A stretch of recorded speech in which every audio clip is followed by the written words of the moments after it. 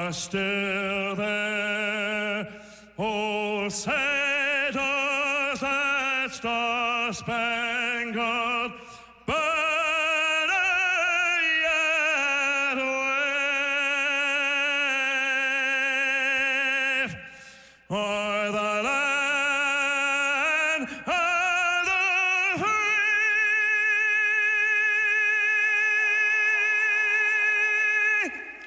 and the home of the brave.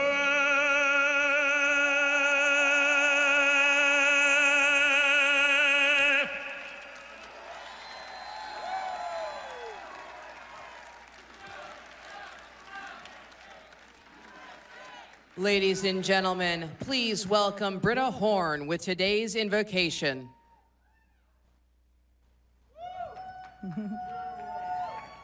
Please bow your heads. Heavenly Father, we come before you today with hearts full of gratitude for the gift of freedom and the opportunity to gather here at CPAC. We thank you for the nation founded on the principles of justice, liberty, and truth. May we never take for granted the blessings of a living in a country where we can speak and worship and pursue our dreams freely. Lord, may we ask for your wisdom, guidance in every speaker, leader, and attendee today, with special protection for our President, Donald J. Trump. Grant us the courage to stand for what is right, the grace to listen, and the strength to serve others. May our conversations be filled with truth and our actions reflect a commitment to uphold the values that make our nation strong. Bless those who defend our freedoms, our military, our first responders, and public servants. Protect them and their families as they sacrifice for the good of others. Father, unite us in purpose and renew our spirit of hope. Let us gather and be a beacon of light, remaining that what is faithful and determination, and that there's no challenge. Let us gather and be a beacon of light, remaining that what is faithful and determination, and that there's no challenge we cannot overcome. And all God's people said, amen.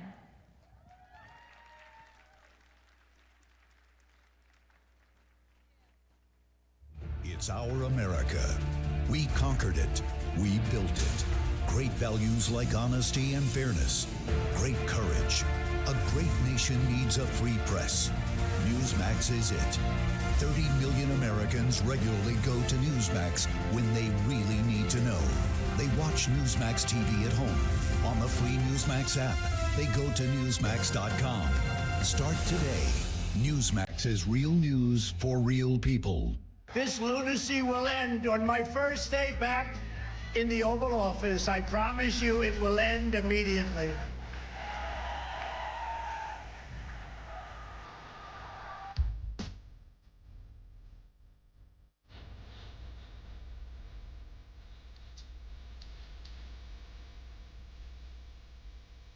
I, Donald John Trump, do solemnly swear. RSBN, by the way, how good is RSBN? They do a good job. So beautiful.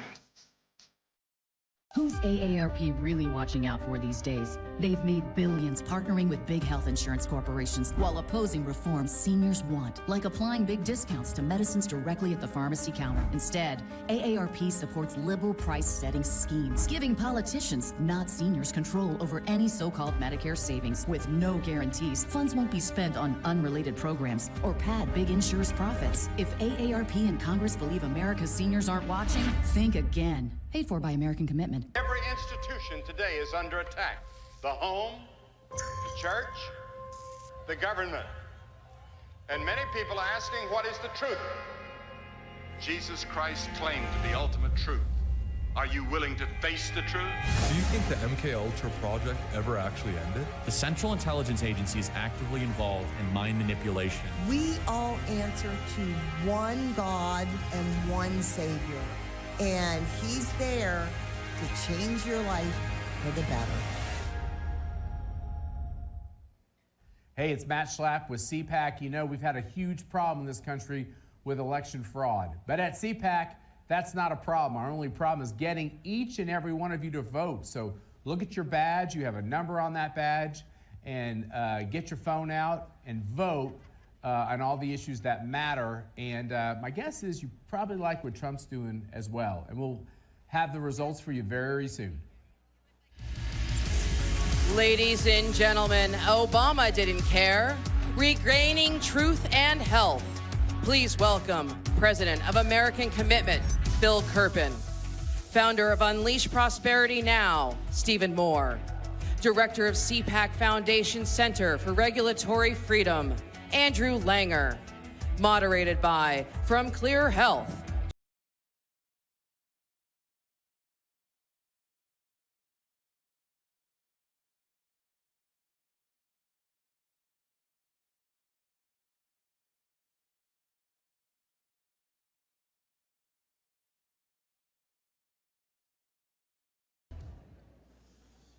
Good morning. Good morning, Good morning. All right, I must be in the right place. All the finest people are here. And of course, I'm here with the heads that know things about health policy. And yes, health policy is very sexy. And we're going to talk about it today. Really? You're going to talk sexy at 8:30 on yes. Saturday Well, sex and health go together, right? That's true, yes. Let's get right to it. We were introduced. Obama didn't care. Look, healthcare is a mess, and we can fix it. The Trump administration is ready to do it. And let's talk a little bit today about how the rest of the world freeloads on American innovation. Steve, talk about those freeloaders. Well, hello, everybody. Great to be here. Don't you love 2.0, Trump? It's even better than Trump 1.0. And what an honor it is that the four of us get to be Donald Trump's warm-up act. Yes, so that's right. fantastic. And Javier Milei's. Yes, there you go. So I'm very, very qualified to talk about the economy and healthcare. I worked at McDonald's for 1 year, so I'm very qualified. I'm here to tell you a couple of quick things. Number one, I just turned 65, and I will not join AARP. It's an evil organization. They're too liberal. I call it American Association for Ripping Off Old People, and we should get out of that. Number two, we need more... Phil, you're not old. We need more healthcare transparency in this country so people know what they're paying for, and hospitals are telling us what it's going to cost, and patients are telling us when they go to the hospital or when they buy drugs or when they go to see a physician. You know, no one knows what these things cost, so we have a market that needs to be fixed. And finally, and then I'll turn it over to the rest of you, you are so right, Jerry. We lead the world in drug innovation. 18 of the last 20 wonder drugs in America came from American pharmaceutical companies. And what's happening is the rest of the world is ripping us off. They're stealing our intellectual property. They're not paying their fair share. And we have to make sure we can bring drug prices down in the United States if these other countries pay their fair share. So let's do it. And let me interject on this, Steve. One of the things we need to fix that was a holdover, you know, we talk about the importance of intellectual property rights in terms of our innovation. One of the things that had, God forbid, had Kamala Harris been elected was, remember, she had pledged in 2019 to seize the patents of drug companies and pharmaceuticals in the name of price controls. And in 2023, the Biden administration tried to do just that by changing the rules by which we innovate and award intellectual property. That's one of the first things that the Trump administration needs to do, is to pledge to protect intellectual property and protect this thing called the Bayh-Dole Act. Phil, price controls. It's not just the foreign countries, Europe, compulsory licensing threatening our innovative companies. It's also right here, the ridiculous named Inflation Reduction Act. Yeah. It didn't, you know, it's like a Saturday Night Live skit. Yeah. It didn't reduce inflation, but it did all kinds of mischief. It raided Medicare, but it also introduced price controls that is hurting American innovation. Yeah, is anyone here seeing less inflation because of Inflation Reduction Act? Did you see your prices go down, paying less for drugs and groceries? Everything worked just like Biden said. We call it the Inflation Acceleration Act. This is one of the most absurd, misnamed laws. And see ahead for knowing things. What they did that was so outrageous is they put these price controls on prescription drugs. And price controls are always a bad idea because when you put a price control on something, you create shortages. You get less of what you're price controlling. Everyone who lived through the 70s knows what happened. We put price controls on gasoline, you had long lines. You put price controls on medicines, you don't necessarily have shortages of the ones that already exist, but you get fewer new ones. Right. You don't get new ones developed if there's a price control on them. And the craziest thing about Inflation Reduction Act is they used price controls to reduce the amount that Medicare spends on prescription drugs by over $200 billion. But they didn't use that money to shore up Medicare. They didn't use that money to send it to seniors in the form of rebates or lower prices or lower premiums. They used that money for giveaways to wind and solar guys and electric vehicles, all this unrelated left-wing spending. And so that bill is completely outrageous. Let me just finish my... All right, go ahead. And inside the price controls, this is even the craziest part, inside the price controls, they have more draconian price controls on pills than they have on injections. Yep. So they actually created an incentive within it for every new drug that is developed now is going to be an injection because injections have a 13-year protection from price controls. Pills only have 9. There you go. Now, every person I know would rather take a pill than stick themselves with a needle.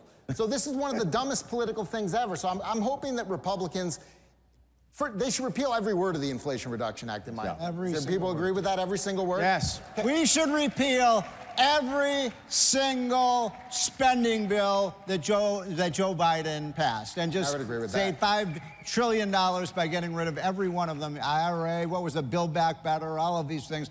Erase them. Get rid of them, Mr. President. To put a price number... But if they can't at least get rid of that penalty on pills... Yeah, we're talking about that. Yeah. That would be pathetic. Yes. That's like the absolute minimum they should. But to put a price tag on the rating of Medicare, I mean, we're already talking about the issue of Medicare, which is strapped for cash. We can sort of debate that. But to rate Medicare for $250 billion to pay for the Green New Deal, and they admitted it, right? The Inflation Reduction Act was nothing more than the Green New Deal. Something has to be done. I know we're going to talk a little bit about the EPIC Act. You know, the funny thing is, during the debacle debate, when Joe Biden, former President Biden, said we killed Medicare, that wasn't a slip.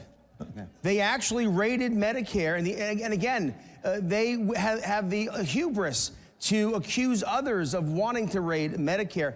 Real quick, guys, talk about the pill penalty. So.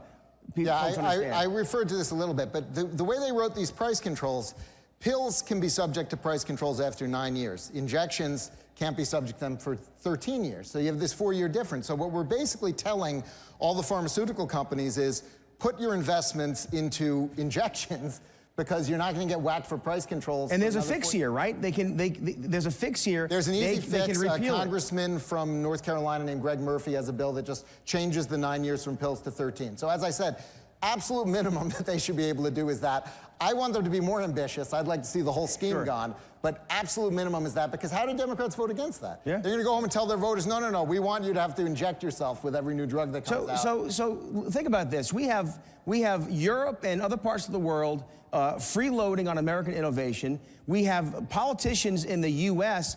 enacting laws that introduce innovation-killing price controls. We want to bring... Who here thinks they pay the right amount for health care? All right? Yeah. We want to bring the costs down, and there's ways to do that. One thing is PBM reform.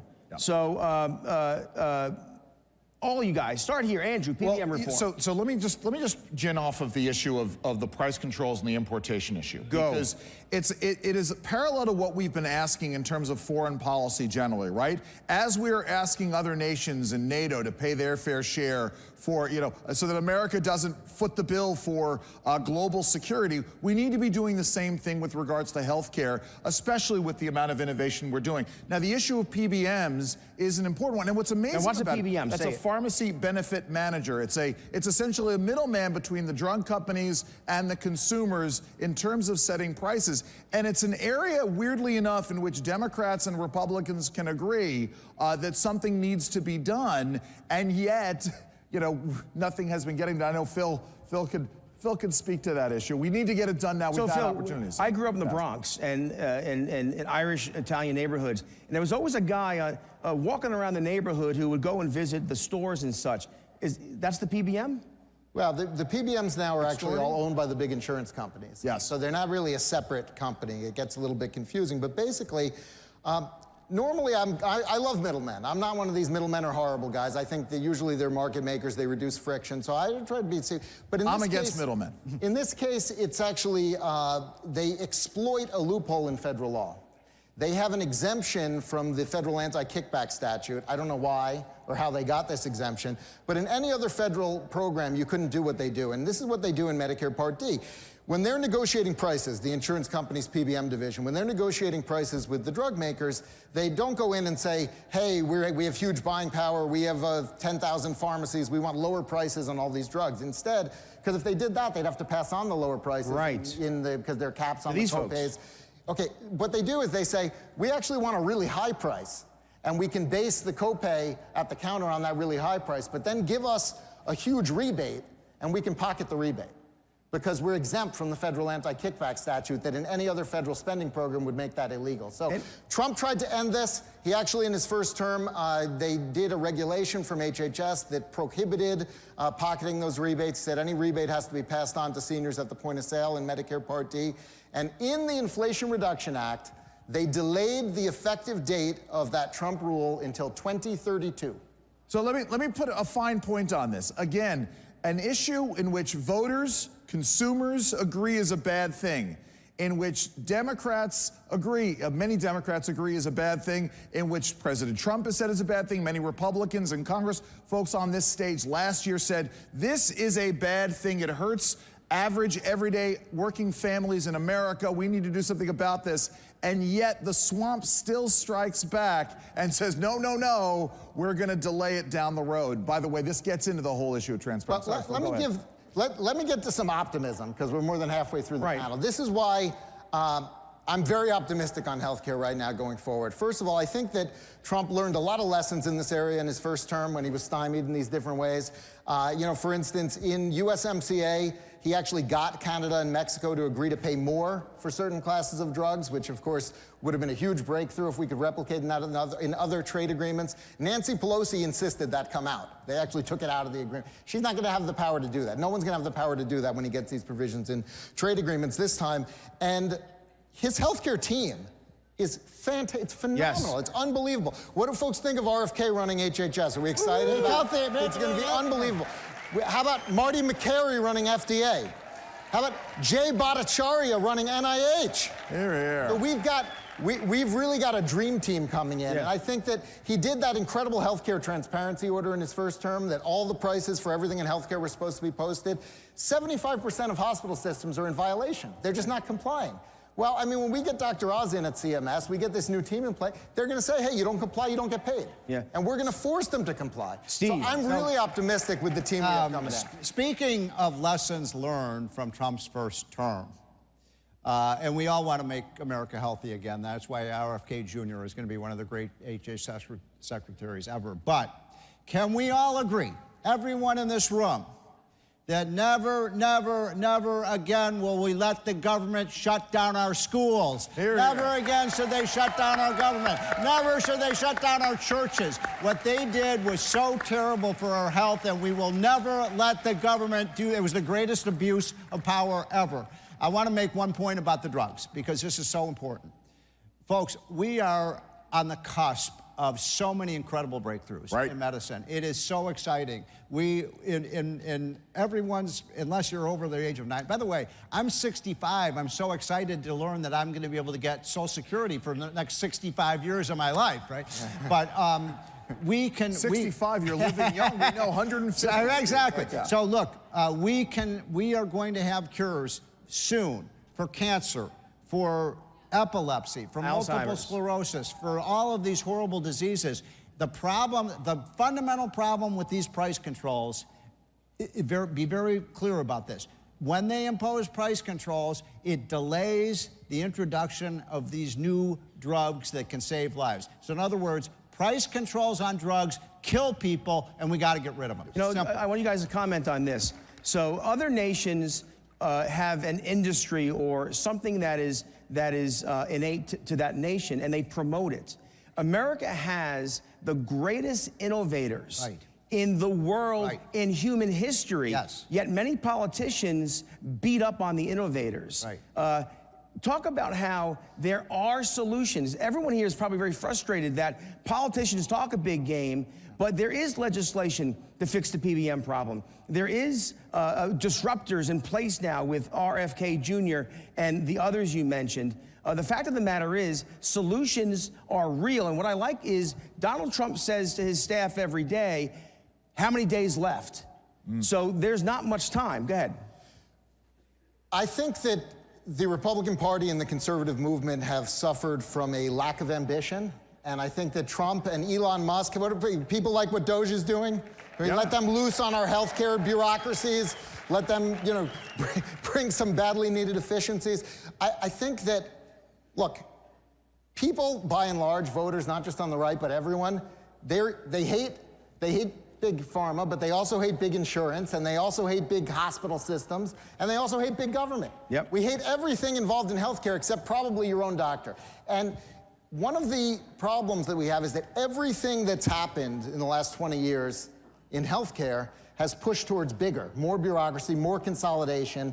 You know, we have a situation now in Medicare. This is so crazy. We have a situation in Medicare where if you go to your physician's office and they're an independent physician and they're not part of a hospital system, they have to bill Medicare a lower amount than if you go to the exact same office and they're part of a hospital system. And so all the physicians' offices are getting bought up by the hospital systems because we'll pay them more. That is an insane incentive because now they're part of some huge bureaucratized system that is generally inefficient, and they are less able to exercise their own medical judgment. So what I've been telling people, and I think we have the right team in place to do this, is be willing to blow everything up. Be willing to get a real functional market in healthcare that's free of all these bureaucracies, government, and that's why these disruptors are so important. Look, before you say, I want to get to the EPIC Act, because that's the solution, but Langer, go ahead. Let me just add to this, because it goes beyond, obviously, the pharmaceutical side of it, the drug side of it. But again, if you are changing the way we reimburse doctors for their time, what you're going to do is, like everything else with price controls, you're going to get fewer of them. We should have been, for the last decade, doing whatever we can to produce more medical care, more doctors, more nurses, and more physicians' assistants. We are facing a massive gap between the number of physicians that we have and the number of patients who are going to need them. This is the coming crisis in medical care. We need to be starting today with fixing that. Another point. And something that Trump did in his first term that's highly underappreciated and something we have to expand on in his second term, and I think all of you would agree with me, everyone should have the right to try these drugs. So in other words, if they have a new cancer drug or a new drug for heart disease, right now, you know, the government holds these up by 6 or 7 or 8 or 9 years. And Milton Friedman used to say, you know, this is a perfect example of how regulation kills people. You know, they say, oh, look at how, you know, all these drug approval processes. And you know, they say, oh, there's a new drug that's going to save 50,000 lives a year. If the government, as Milton Friedman would say, if the government holds that up for 3 years, guess what? The government just killed 150,000 people. Right. So everybody in this country should have the right to try experimental drugs. How many are with me on that? Hey guys, we're getting to 2-minute warning. There's another side of that coin, though, which is no mandates ever. Yes. It's your decision. No mandates ever. All right, guys. I think we'd all agree when we follow politics, patience, innovation get hurt. There's no reason why the Republican Party or the conservative movement shouldn't be the party and the movement of science and solutions. But we're short on time. Real quick, one solution, the EPIC Act. Tell me about the EPIC Act. This is a one-page bill that just fixes that pill penalty that we were talking about earlier. Very good. I want to say, it's pretty rare to have a one-page bill. I'd like to see more one-page bills in Congress. This is a one-page bill. It's written by a congressman named Greg Murphy, and it just says the price controls are not stricter anymore for pills than they are for injections. All right. That's all it does. So I have a one-sentence bill that would solve all these problems. Government is the worst medicine. Hear, hear. Hear, hear. All right, so wrapping things up in less than a minute. It's like being on the radio and I'm looking at the clock. Yeah, looking at the clock. How can we be more pro-science, more pro-patient? The right medicine, the right therapy to the right patient, the right time, at the right price? Well, I think this is the challenge to the new team that's coming in with RFK and Marty McCary and Jay Bhattacharya. And I think we've got a lot of people who have been very committed to science. And you got to do it by, don't tell us, show us. Yes. Publish the results, prove it. Don't expect us to take your word for it. Steve? I'm going to go back to what I said at the very outset. No, we're up on a break. We have a lot of seniors in this room, a lot of people in their 50s. We're going to make a pact today that we're going to get, everybody's going to get out of AARP and we're going to join AMAC, okay? That's the way to solve the problem. And no more freeloading. No more freeloading from other countries on our innovation. Hey, we are in a good place in this country. We should be hopeful and understand that innovation and science is on And how cool is this, by the way, that today you're going to see the two most popular leaders in the world, Javier Milei and Donald J. Trump. I mean, how about that for a Thank you very much. Thank you all very much. Thank you very much.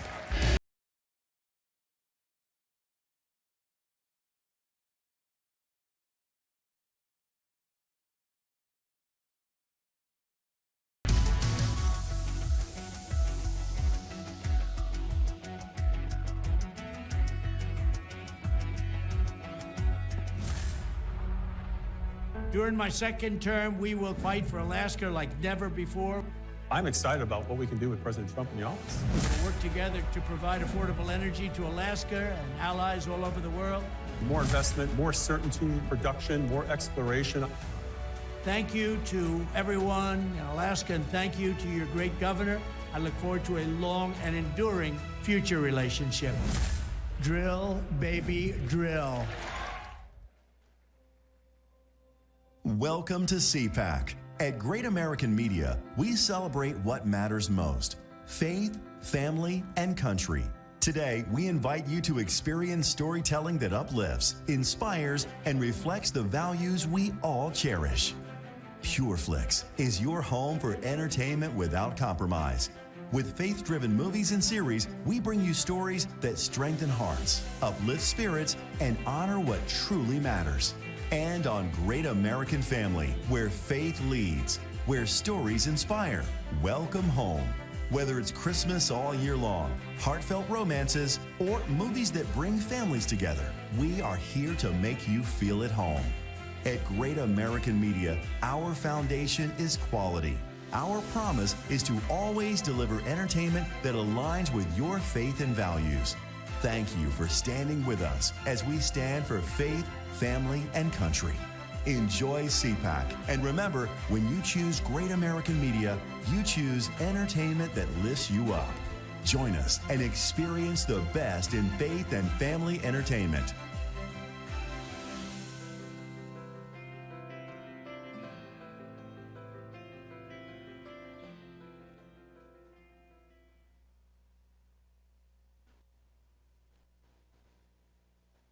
America is under attack.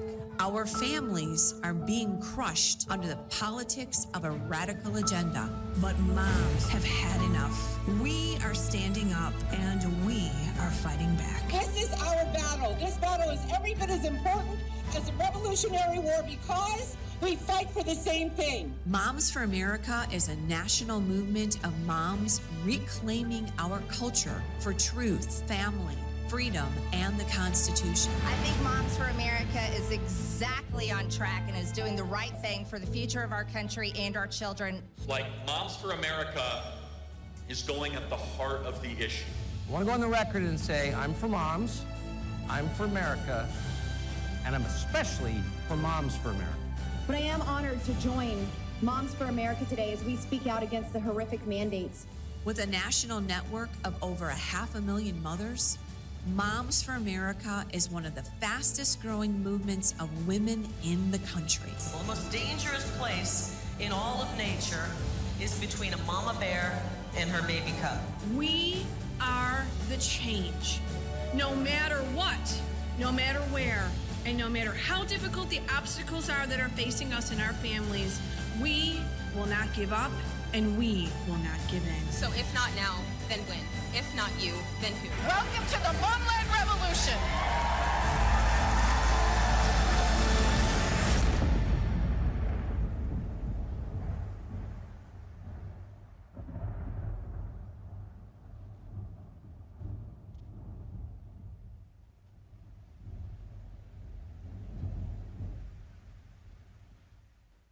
The Freedom Foundation is not your average think tank. The Freedom Foundation is a battle tank. Our job is to defend the rights of public employees against the nation's biggest bullies, government unions. Government unions are the largest single funder of the radical left in America. The Freedom Foundation is here to stop all that by helping hundreds of thousands of public employees to leave their unions throughout the country. We're liberating people to put their money back in their pockets and out of the union's woke political agenda. This is how we take back America. Hey, it's Matt Schlapp with CPAC. You know, we've had a huge problem in this country with election fraud. But at CPAC, that's not a problem. Our only problem is getting each and every one of you to vote. So look at your badge. You have a number on that badge. And get your phone out and vote on all the issues that matter. And my guess is you probably like what Trump's doing as well. And we'll have the results for you very soon. Ladies and gentlemen, it's Trump's world now. Please welcome co-founder Unplugged, Erik Prince, and CPAC board member Gordon Chang.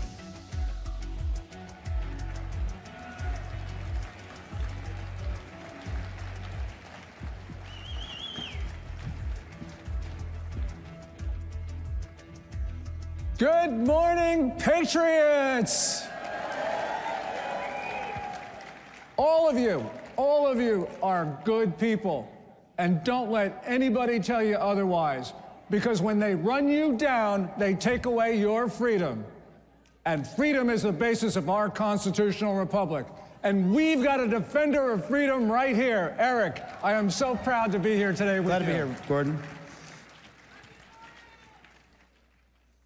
Erik, we got problems all over the world. There are wars, there are disturbances, there are conflicts, but let's start at our southern border.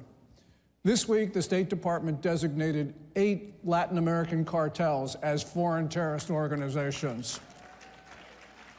6 of them are Mexican. So those 6, primarily 2 of them, control our southern border. What do these designations mean? Well, it certainly unlocks a lot of tools that can be used against these cartels. They have plagued the Mexican society for decades. I feel terrible for a Mexican policeman who, within days of coming on a job, gets a very unwelcome visitor, and they say, plata y plomo, silver or lead, you're gonna pay you or we're gonna kill you. And so I think most of the Mexican people really wanna be rid of the cartels.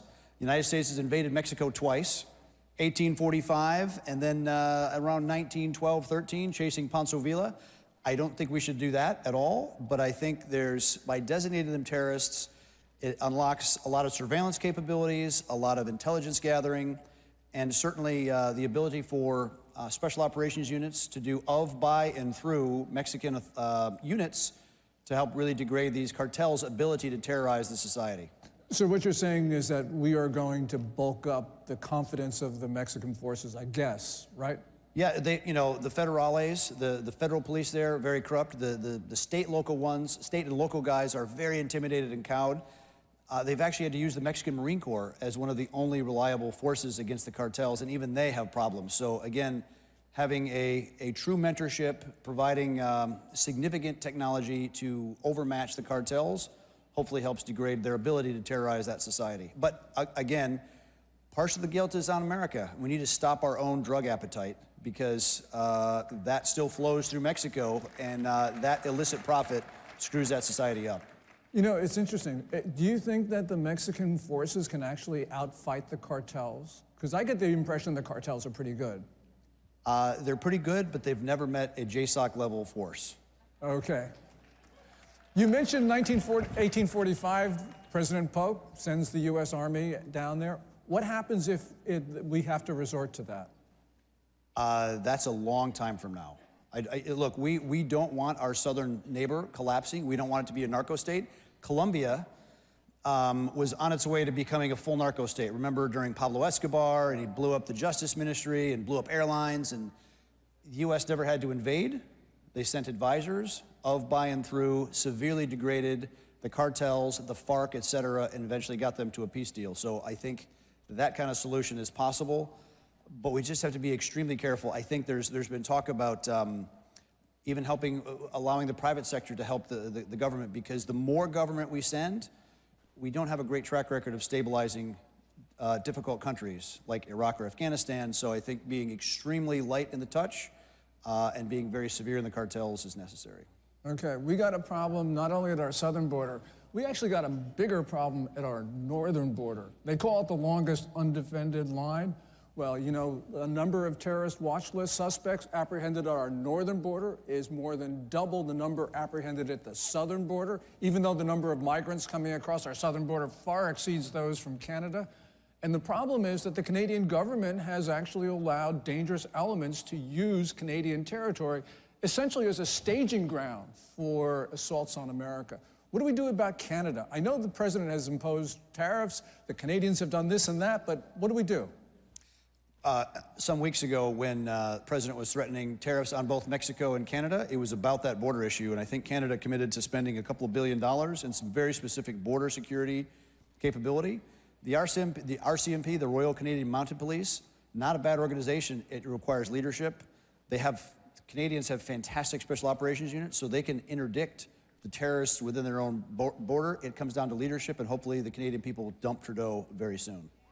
We got a lot of problems in the world. Let's go to Europe. What did Britain just do to Apple a few days ago? They just tore up the Magna Carta. You know, I remember a few years ago, the Magna Carta was visiting the Museum of the Bible, and it's such a significant document because it's the first time that it defines a citizen's role versus the government. And I feel like we should keep it because they've lost the right to have it. Because what the British government did, they forced Apple to turn over the encryption keys for their cloud storage. And so the government, police can have unlimited access to anyone's iCloud account and all the pictures, content, whatever, with no warrant or any probable cause. It's the biggest invasion of privacy in the world. It's something that not even occur in China. You know, it's interesting because J.D. Vance at the Munich Security Conference last week talked about how freedom was being eroded in Western Europe. This is really the same thing, isn't it? Case in point. I mean, terribly. It's that surveillance state that there's a reason our founding fathers have a constitution, but immediately a Bill of Rights to define what government cannot do, and the British people don't have that, and they are lacking for it. And you can see the slow eroding, even destruction of that society. Because in Britain and in other places, we have these pictures of like people being rounded up for posting nasty comments. Yeah, you can misgender someone and actually go to jail. There was a guy that, as JD pointed out, a guy sent to prison for praying for his unborn child less than 200 meters away from an abortion clinic, and he was sent to prison for that. It's extraordinary. Wasn't doing anything violent. He was praying. Okay. I got to have time for a commercial. The Trump tribe of Texas is over there. Everybody give them a hand.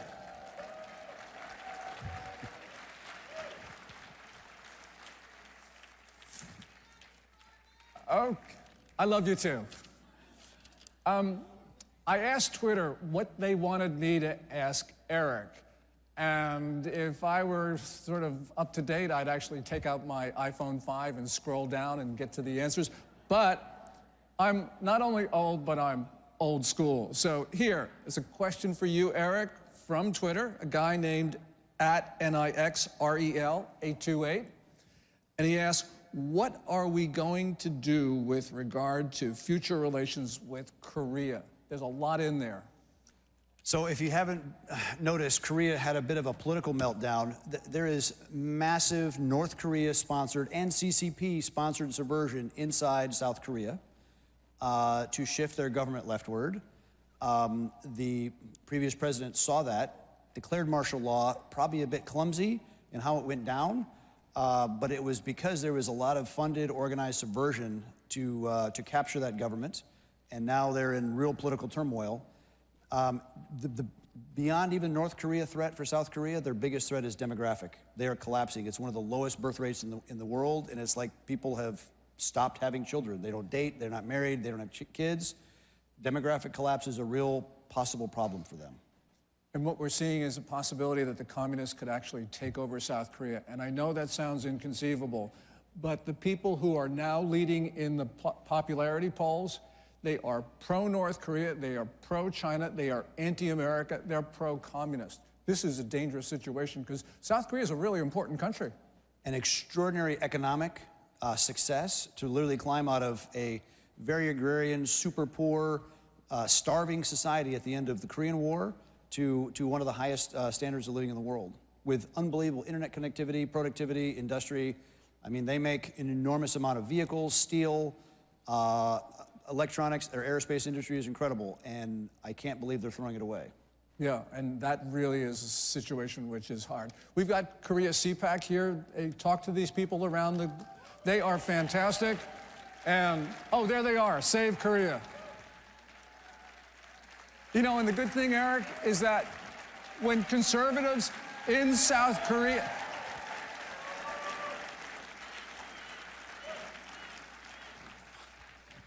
When the conservatives in South Korea, when they rally on the streets to oppose the leftists, they fly, of course, their flag, and they fly our flag.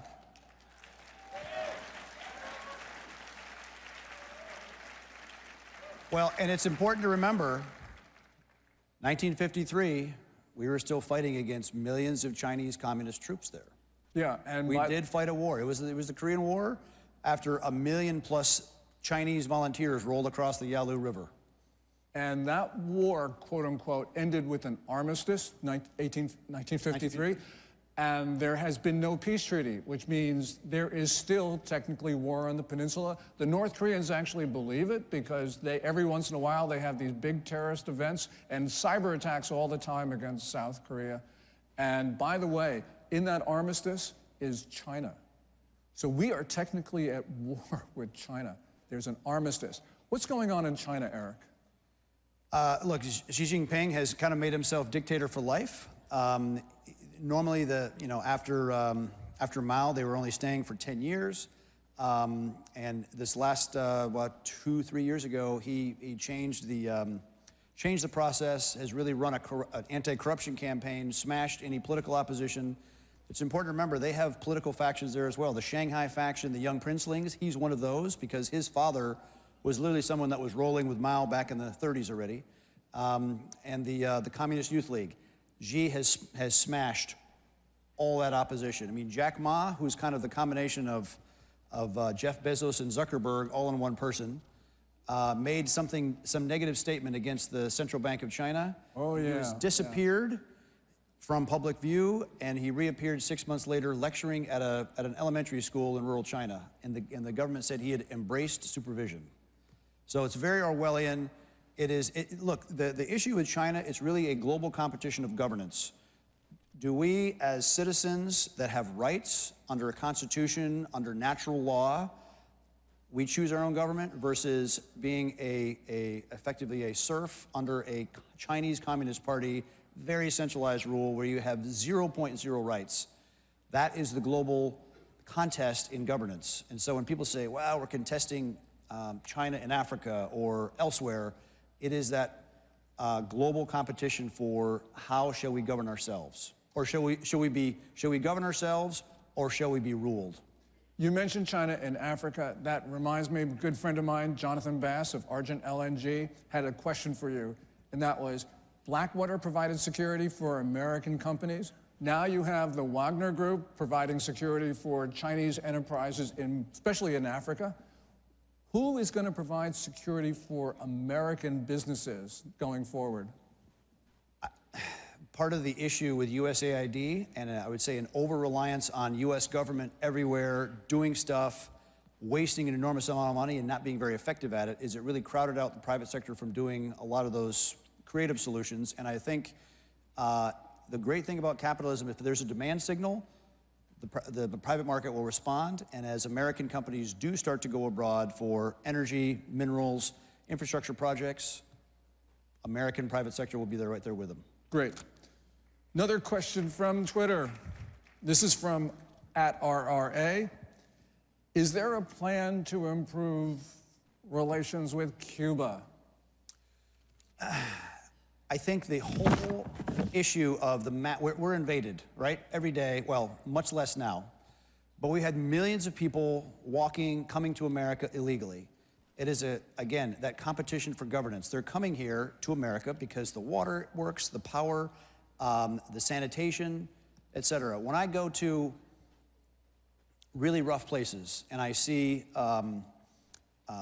everything is chaos, but you go to a hotel, a nice hotel, and the power, water, sanitation, and the food is there, it is a little microcosm of good governance. It's the private sector organizing things. We have a very robust private sector here with 3 levels of government: state, local, federal.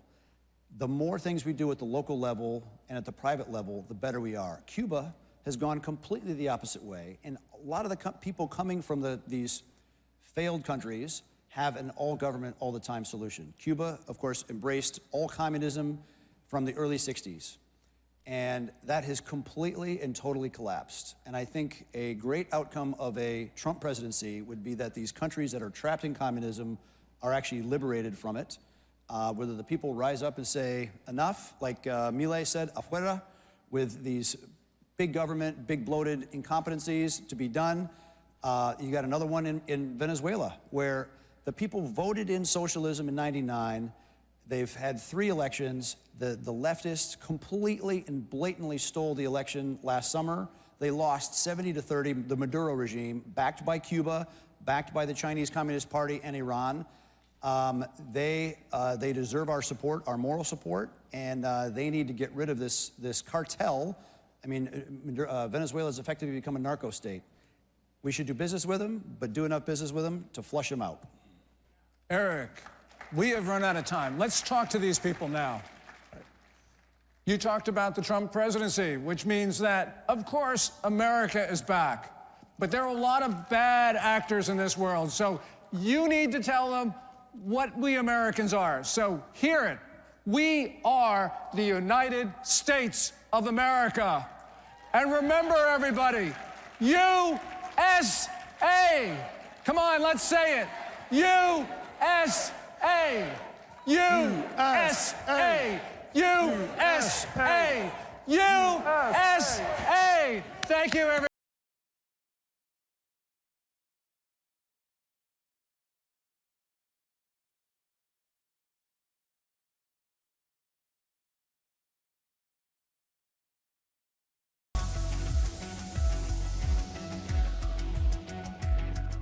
I switched. I switched. I switched. I made the switch to Newsmax. We start this morning in Washington, where all eyes are on the White House. I switched to Newsmax. Newsmax. Newsmax. Have you made the switch? You bet I did. My whole family switched. Everyone is making the switch. I did. I did. I switched, and it made all the difference. It made all the difference. Have you made the switch? You should. Millions are switching to Newsmax. You should too. Every institution today is under attack. The home, the church, the government. And many people are asking, what is the truth? Jesus Christ claimed the ultimate truth. Are you willing to face the truth? Do you think the MKUltra project ever actually ended? The Central Intelligence Agency is actively involved in mind manipulation. We all answer to one God and one Savior. And He's there to change your life for the better. This lunacy will end on my first day back in the Oval Office. I promise you it will end immediately.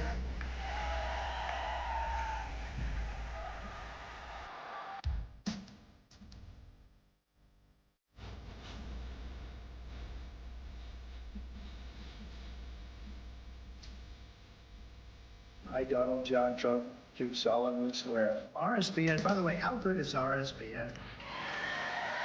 They do a good job. So beautiful.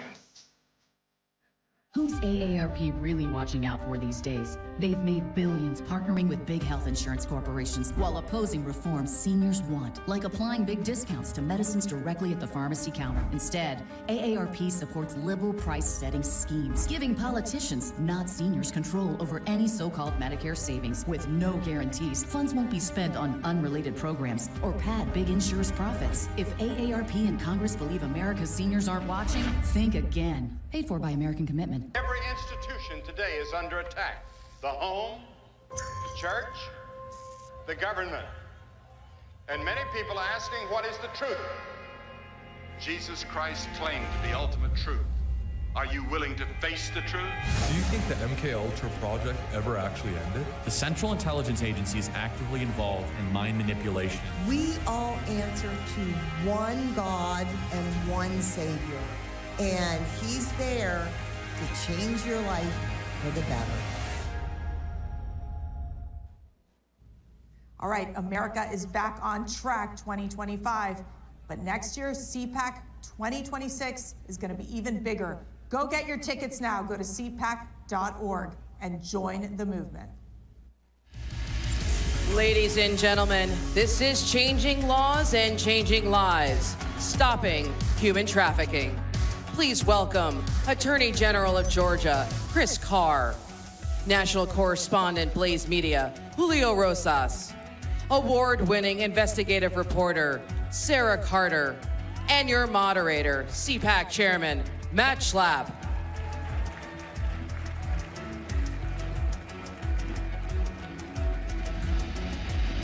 Hi, Carol. I love Sara too. I love Sara too. We all love Sara. But how about Julio? The Guayavera, huh? I like this. It's a bold move. Red, white, and blue. Still, you know, I love got it. the Latin flair, but still patriotic. It's good. It works. It's kind of like a little. It adds to the international flavor of this. I just missed Florida, so I'm looking forward to go back. Yeah. All right, guys. Let's dive into this awfully important topic. I want to be made irrelevant in this conversation because all of you are doing amazing things. But Sara, I just want to pitch it to you to get started.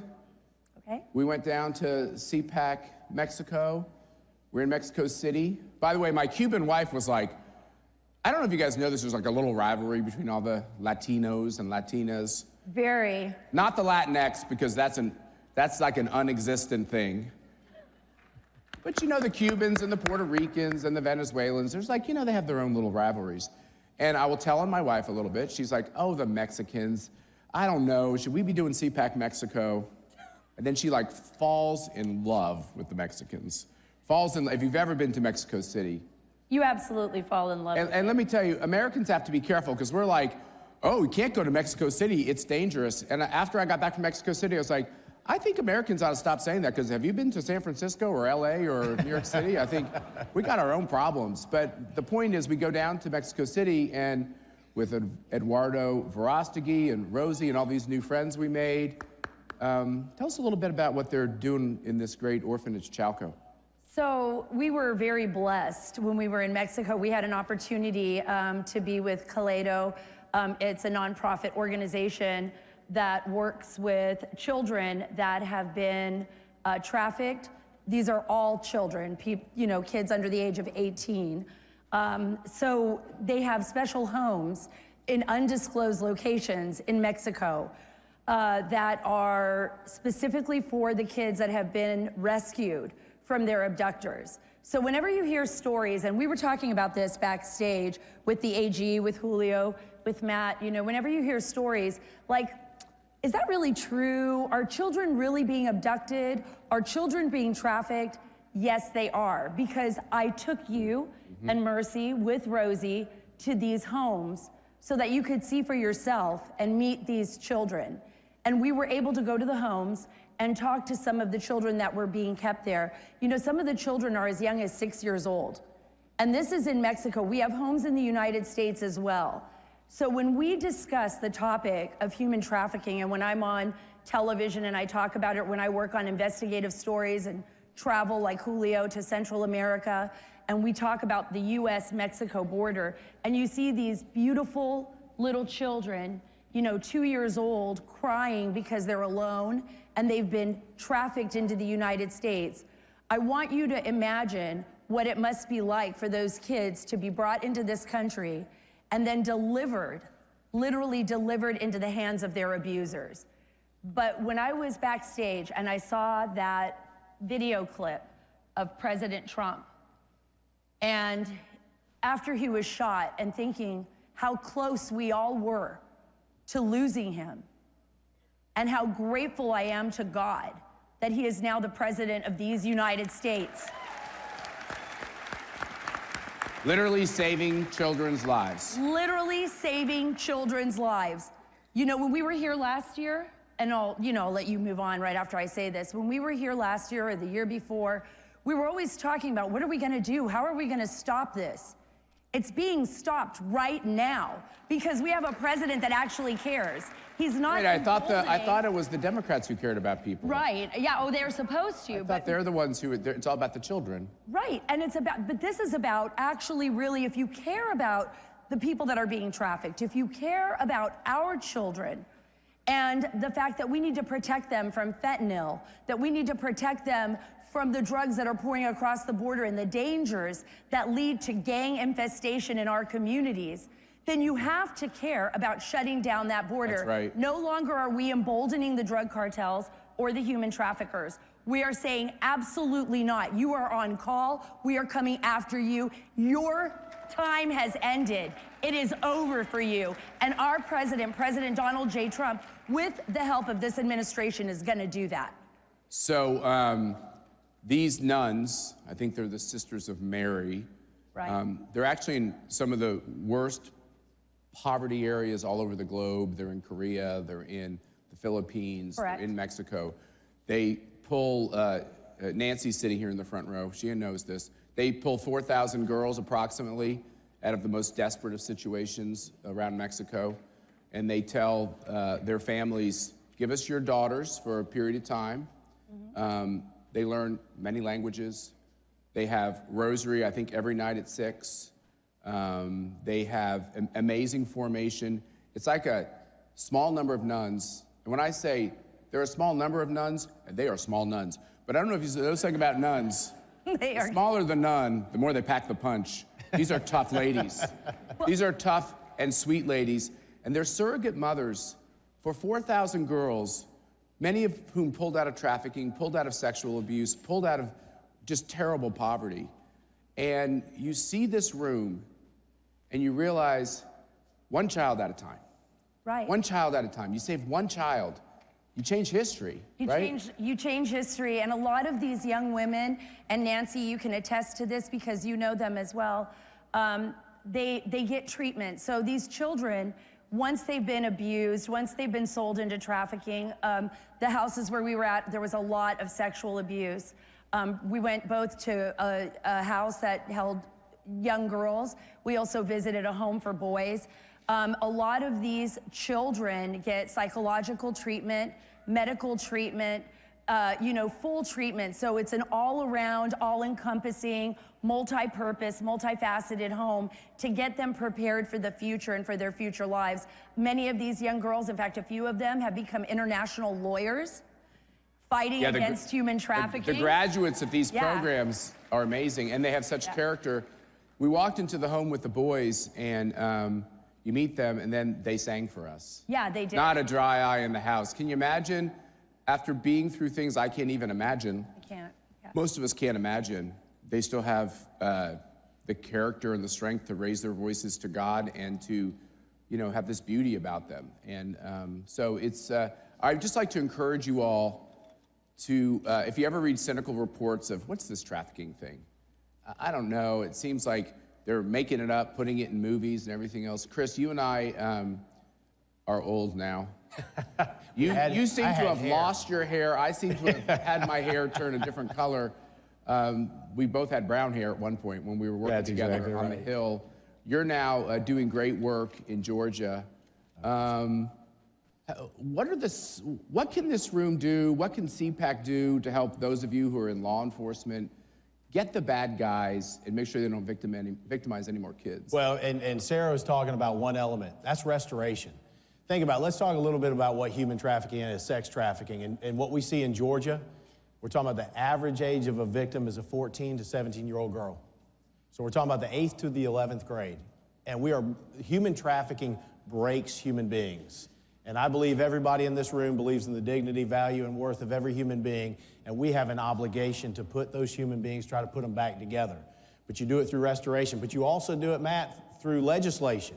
And that's why your ranking system matters, to make sure that legislators and the public understand what laws need to be passed. Because as you said, 8 years ago when I became Attorney General, people said that we were making this up. But we're literally having children. Making it a political issue. Making it a political issue, trying to scare people. But when you have 14 to 17-year-old girls being bought and sold 5 to 10 times per day, this is an issue that I think we not just have a legal obligation, but a moral one as well. So absolutely. So education. Every single person in this room can be trained on the signs of human trafficking, and I'd encourage you to do it. We in Georgia, our First Ladies, put a training system together. You got to educate, you've got to legislate, but you also have to prosecute. And that's what we've done. So in 2019, in our state, our governor, our legislature gave us the authority to prosecute human trafficking. In these 5 years, we've rescued and assisted over 200 victims. That's 200 lives that will forever be changed. We've convicted 50 individuals on trafficking, and this is sellers as well as buyers and enablers. What's an enabler? Well, we prosecuted a clerk in a hotel that was in on the act as well. And as Sara said this, you cannot be serious about fighting human trafficking if you're not willing to secure the border. Because gang-affiliated, human trafficking, 80% of human trafficking is gang-affiliated, both in the country as well as transnational gangs as well as the cartels. And finally, we have an administration that's not willing to coddle criminals, but President Trump and A.G. Bondi and Kash Patel, they're willing to go after and partner with us too. So the cavalry is coming, and the people in this room are the cavalry as well, and God bless you for doing it. So when you go to the airport and the either TSA official or the airline official, you know, I have 5 daughters, and when they look at me and ask me a couple extra questions, or my daughters a couple extra questions, you might think that they're harassing you. They're not. Because what these perpetrators do is they act like the little girl with them or the little boy with them is their kin. And oftentimes, especially with all this illegal immigration, they're not. And so welcome those questions. And if you see something that doesn't look right, go tell someone, I don't think this looks right, because they're masquerading as families, but they're really victimizing these kids. Is that right, Chris? And that's a critically important point. When you train, you'll see the signs of human trafficking. Then you got to get over the stigma of actually going to somebody in law enforcement and saying, hey, I think something's wrong. We would be better off to be wrong than let one more child be abused, okay? Please take this seriously. So what Chris is saying is all of us together collectively, all of you who support CPAC, we're the only group that ranks and rates every state legislator, every state senator, every state House member, every U.S. senator, every congressman, every governor. We're ranking all these people. There's all these international people. I think we should start rating the EU personally, the EU Parliament as well. But it's all the same stuff, guys. We're fighting all the same evil, satanic battles. But that's a good tool, and what we're using that tool for, including the money when you buy tickets and everything else, it's going towards these causes. One of them is hold these legislators accountable, and human trafficking is one of the ways we want to hold them accountable. Julio, the border, you spent a lot of time there. Sara spent a lot of time there. Mexico's a complicated country. As I said, Mexico City is a beautiful country. They've elected this left-wing leader, unfortunately, to the presidency. But behind that, there's a lot of Mexican victims in the country with the rise of the cartels and everything else. Give us a little insight of the latest in the battle. Yeah, I mean... Well, by the way, I think the cartel heads are sweating a little bit that Donald Trump was elected president. Thank God. Yeah, definitely changed dynamic. No, I mean, that's what always would surprise me, especially when the border crisis was at its peak, because whenever Republicans would obviously criticize, saying this is the wrong approach, they say, well, that's racist. You're just fear-mongering, you know, you're scared. And that would back us down. I mean, You know, I always used to say they used to put me on CNN because I looked like Colonel Sanders or something. It's like when the black commentator knows that they call the white guy a racist, initially 5, 6, 7 years ago, the white guy's like, I got to get out of this conversation. There's no win here. Today, that's all changed because people of color have had enough of everyone being called a racist because there's actual racism and they've ruined the term by making it a political term.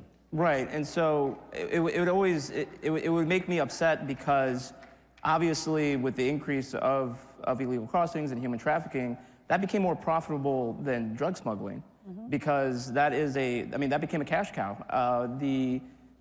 Alejandro Mayorkas, he said one of the most idiotic things, but it's because he was forced to by policy. Which one? It was at the very beginning of the Biden administration where he said, if any child comes to the border by themselves, we will take them in. And that was the worst thing to say because that was the dinner bell for these human smuggling organizations. That's right. Because not only is there a guarantee of a supply that they can provide for this demand, but it was the green light. It was a green light for that. And then of course, as the cartels got that influx of cash, the Mexicans became victimized even more from their activities. So by emboldening these very dangerous criminal organizations, not only is it a threat to us here in the United States, but it's also a threat to the everyday Mexicans.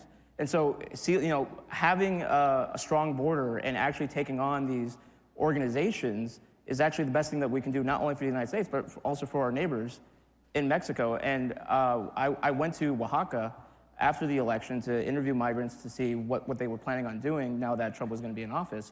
And we were interviewing these group of Venezuelans. And as we were interviewing them, a small motorbike came up from behind. And if anyone has seen any videos from violence in Latin America, if a motorbike is coming, that's not usually a good sign. And this guy jumps off. He tells me to stop recording. He starts interrogating me and my team. And we're trying to figure, what's going on? We have permission. We asked, they're fine with talking with us. And I was very concerned because I didn't know who this guy was. I didn't know if he was affiliated with any local gang or the cartel. It turned out that he was actually concerned about us outsiders coming into this camp because he said, the reason why I'm doing this and trying to force you guys out is because there's always people coming into the camps and taking away the women and children. And so this is, as Sarah was saying, this is real. It was the worst it's ever been with the destructive policies and the deliberate policies from the Biden-Harris administration. It is absolutely disgusting that this was not only allowed to happen, but it was made to happen. At the tune of over 500,000 children coming into our country unaccompanied. Just think of that number. Over what period of time? That was during the Biden administration. So you had over 500,000 children. We don't know where they are, right? Over 300,000 were placed into homes we have no way of tracking. So we have no idea where they're at. Some of these places where they placed them, and I give Tara Rodas so much credit for this because she's a hero whistleblower from HHS, right? Tara, for those of you who don't know, look her up. But some of these children were placed in strip clubs. Like HHS literally turned over people who wrote down strip club addresses for these children and they can't find them. So now that we have Tom Homan in office, this is, as the borders are, with President Trump, this is a top priority for them to locate these children, to ensure that if people are abusing them or if they're in the hands of abusers, that those people are prosecuted by the Department of Justice with Pam Bondi. So, Chris, can I say something on this real fast? I want you to jump in, but there's a political side to this too, which is the Democrats cynically believed that they own the black vote, that they own the Hispanic vote, that they own the immigrant vote, that they own the gay vote, they own these voting blocks. And so I believe they opened up the border, not because they have compassion for kids. If they're giving them to owners of strip clubs and stuff, that shows that was crap. But the fact is, this was a cynical ploy to let millions of people, 15 million at a minimum, into this country to change it demographically. I think the irony is a lot of those people, when they realize who we are and what America's all about, more and more of them are going to vote our way. But what's your take? Am I wrong about the politics? No, you're right. And here's the other thing that I think this is important for conservatives to understand. You know, when I got into this 8 years ago, we didn't have a lot of criminal jurisdiction, but now we have human trafficking and gangs and organized retail theft. And I was told by somebody on the other side, be careful dealing with some of these issues because, Matt, like you said, you're going to get criticized for who the criminals are. And I said, well, I don't care what the criminal looks like. I care about the act that they engage in. But if we're going to look at something, let's look at who the victims are. Who is most often terrorized, vulnerable to human trafficking?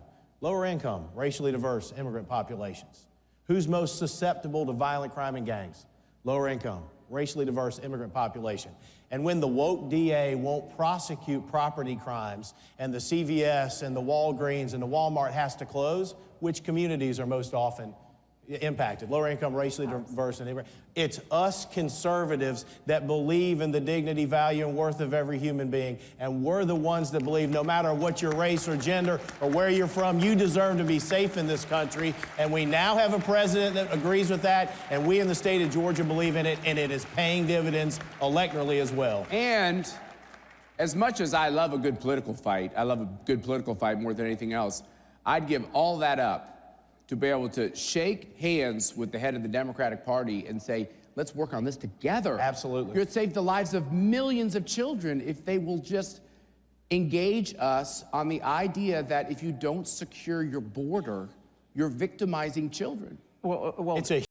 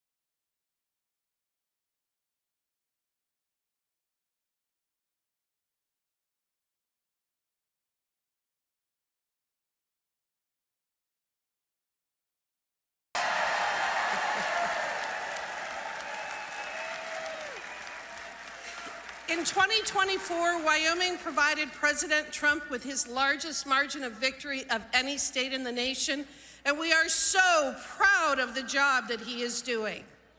We are ecstatic that he is exposing and eradicating the massive government waste, fraud, and abuse that we have known for decades has been happening, and yet no one before would do anything about it.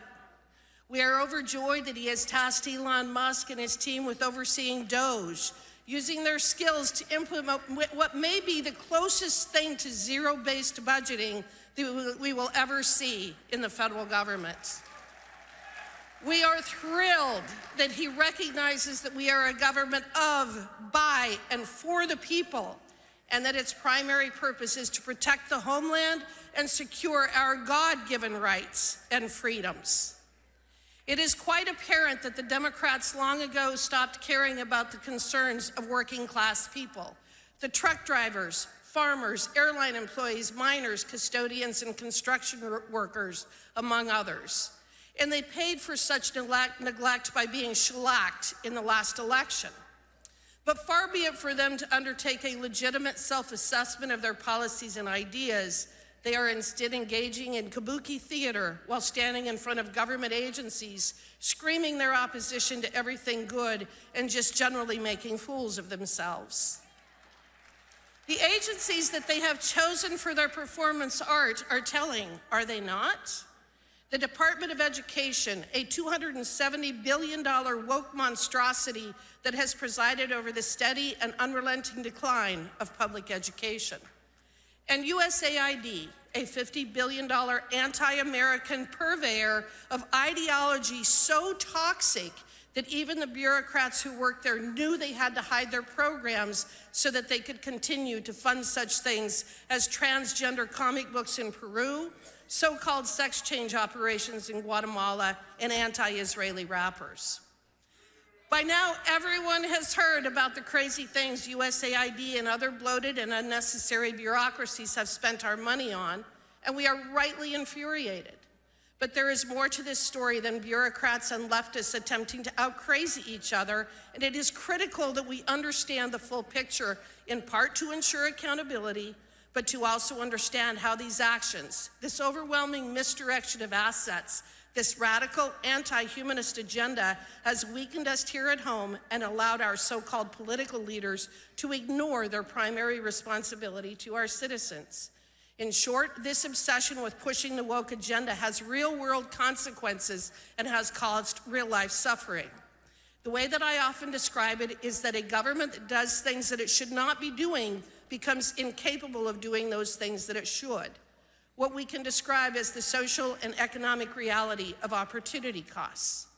And it is this phenomena that I, as the chairwoman of the House Anti-Woke Caucus, want to make sure people understand.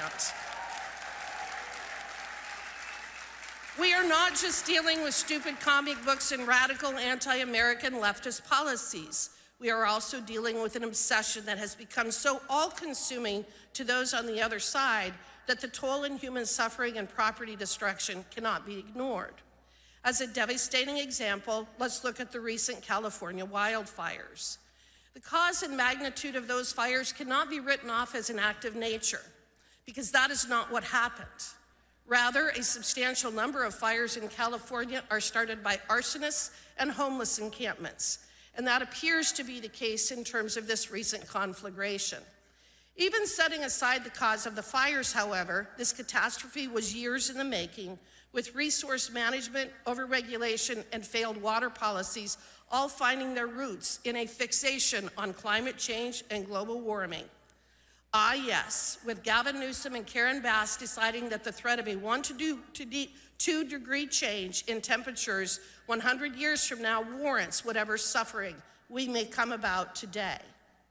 Let's start with the radical environmentalist decisions for the last several decades to fight every effort to undertake proper, effective, and safe forest and range management practices and to implement better fire protection policies. In fact, one such organization fought to block a wildfire prevention project near the Pacific Palisades to protect a shrub called the Broughton's milk vetch. We can thank this group for their efforts to protect this shrub, although such protections were clearly only transitory, since they also burned in the November fires.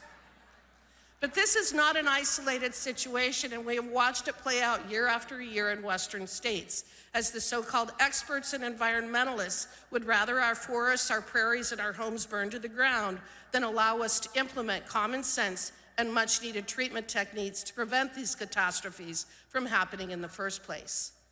Did you know that in 2020, Gavin Newsom vetoed a fire mitigation bill that had been passed by both houses of the Democrat-controlled California legislature?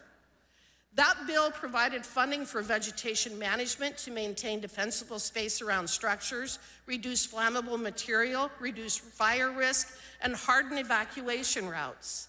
In his veto message, Governor Newsom exposed his moral corruption by stating that any efforts to fireproof California could not take precedence over his plan to replace single-family homes with affordable housing and multifamily units.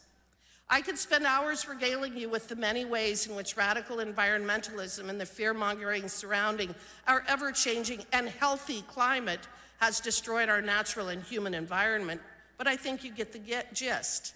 In short, in the name of climate change, in the name of our environment, in an effort to burnish their elitist bona fides, these people have largely destroyed the very things that they claim to hold dear, with their policies and actions being responsible for spewing more carbon and pollutants into the atmosphere than our collective humanity could in hundreds of years. And that is why we must expose them for the frauds that they are. Charlatans who prove time and time again that they know nothing about the environment, climate, resource management, how to build strong, vibrant, and resilient communities, or human nature. But like so many dictators before them, believe that they are the experts who are entitled to micromanage our lives, mandate and restrict our mode of travel, control our food supply, and shove us into 15-minute cities and multifamily homes. Now, it is often easy to make fun of people like Gavin Newsom, Karen Bass, Kamala Harris, Al Gore, John Kerry, and others. But these people have caused and will continue to cause real human suffering unless we stop them. And one tool that we have is to expose the true cost of their woke ideology. But it isn't just failed environmental policies that are to blame. We must also call out the entire DEI industry as being one of the many culprits resulting in the death and destruction that we have suffered. First, as I mentioned earlier, California's wildfire problem is largely man-made, with the homeless population and arsonists being responsible for well over 50% of all of the fires. All in the name of being equitable and inclusive, you see, personal and community responsibility are relics of the past when it comes to modern-day California. And nothing epitomizes that more than in allowing the homeless to literally run your cities into the ground and, when they so choose, to burn them down. Second, DEI is not only insidious because of what it means in practice, but in the fact that it allows politicians and bureaucrats to divert our precious resources from where they should be focused to pet projects that have nothing to do with carrying out the functions of government. The stories from California are legion, of millions of dollars being spent on DEI workshops and training, of hiring based on race, sex, sexual orientation, and intersectionality, rather than on whether the individual could physically do the job. And the outcome? Empty reservoirs, broken down fire trucks, air-sucking fire hydrants, no evacuation routes, and not enough firefighters. DEI is a disastrous concept in theory and wholly destructive in practice. It undermines faith in our institutions and allows unelected and unaccountable bureaucrats to redirect hundreds of billions of dollars into programs that we don't want, don't need, and that ultimately destroy everything that we hold dear. Fortunately, we now have a political leader in President Trump who understands how destructive these environmental policies have been to our communities and how insidious DEI policies are to our physical, mental, and financial well-being.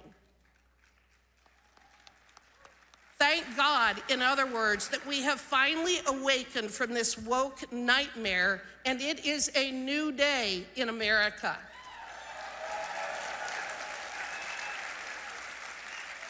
God bless CPAC. God bless President Trump. God bless our warriors who are fighting on behalf of all of us. And God bless America.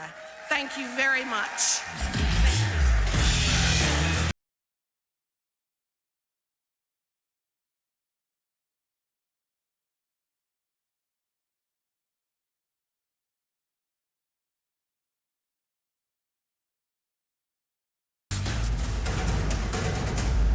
Newsmax has been terrific.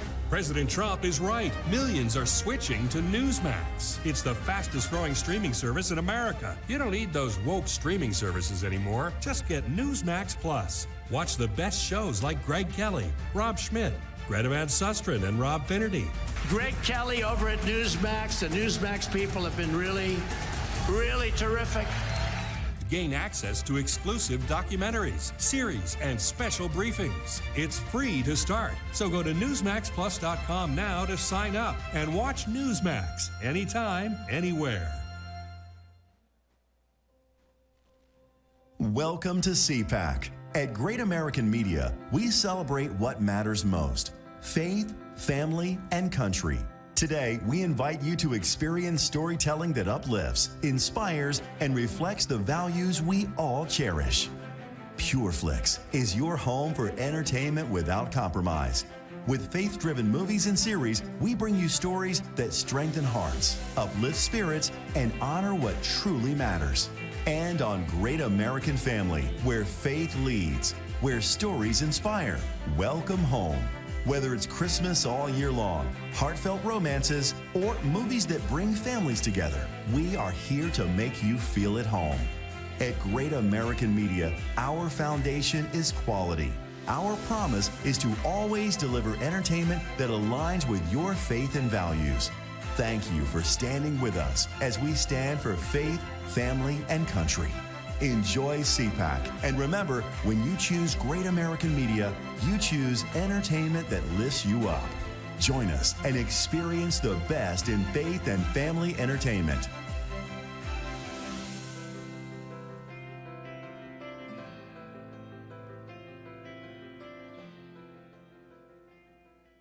Hello, I'm Jim Paff, president of the Conservative Caucus. The Conservative Caucus has been winning battles in Congress for all 50 years of its existence. In fact, we're the oldest conservative grassroots organization in America. We helped re-elect President Trump and win the Senate. And with your help, we will continue to advance President Trump's MAGA agenda. Join the team to help Trump make America great again. Go to theconservativecaucus.org and sign up now.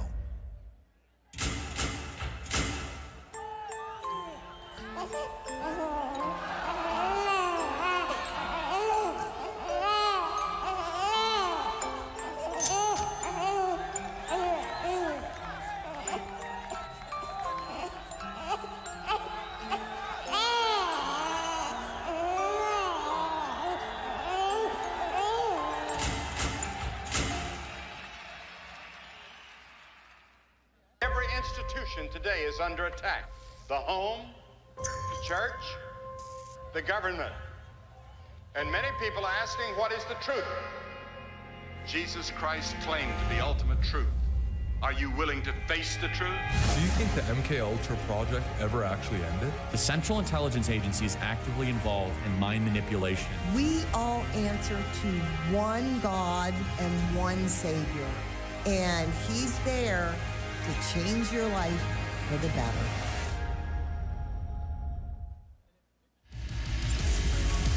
Ladies and gentlemen, up next, an interview with Governor of Arkansas, Sara Huckabee Sanders, hosted by CPAC Senior Fellow, Mercedes Schlapp.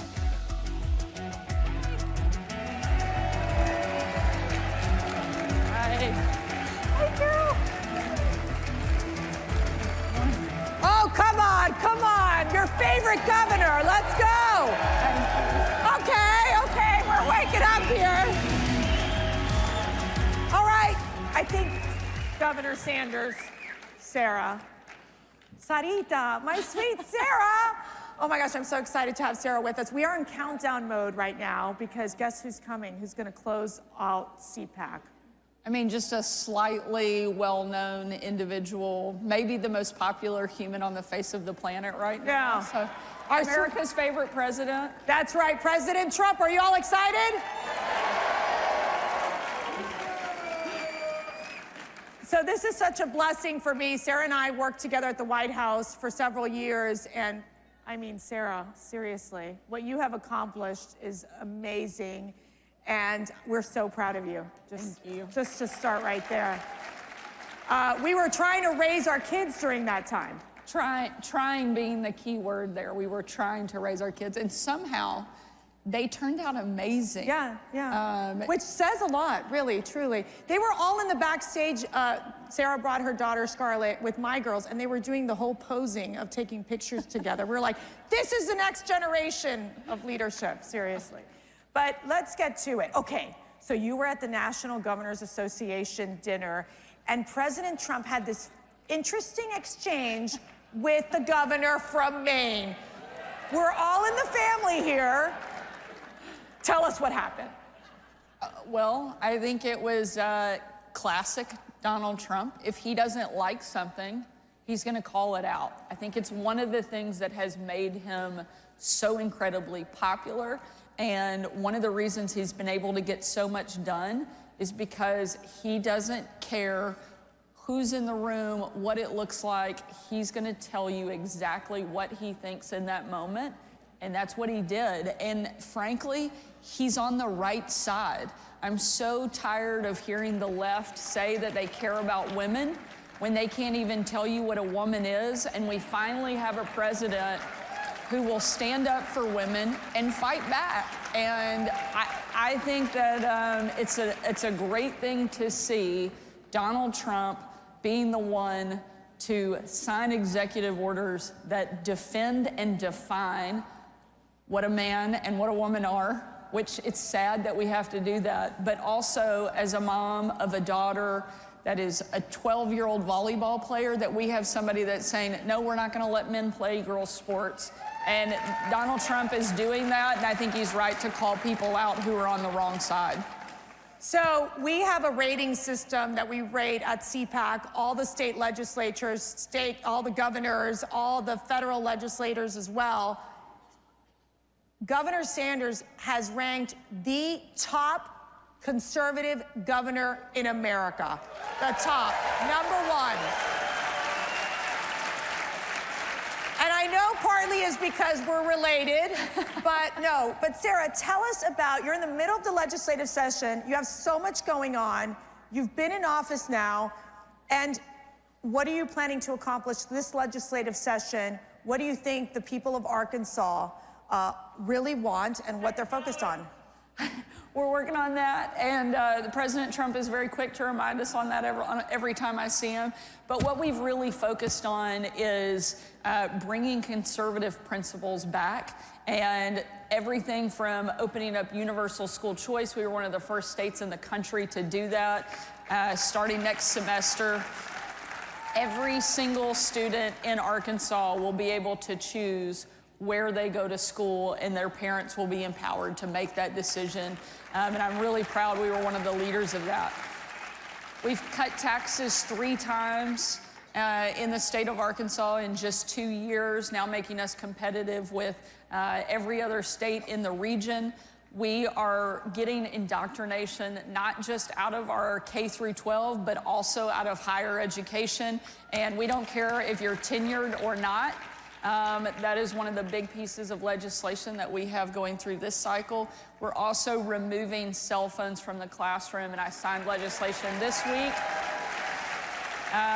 Bell to bell, no cell, and really proud of what we're doing for young people, for parents, for families, and we're going to continue fighting and making Arkansas the most conservative state in the country. And people are moving in. It is becoming a popular destination. I mean, walk us through why your state, and you know, we always talk about these federal elections, and obviously having President Trump in office is such a critical win.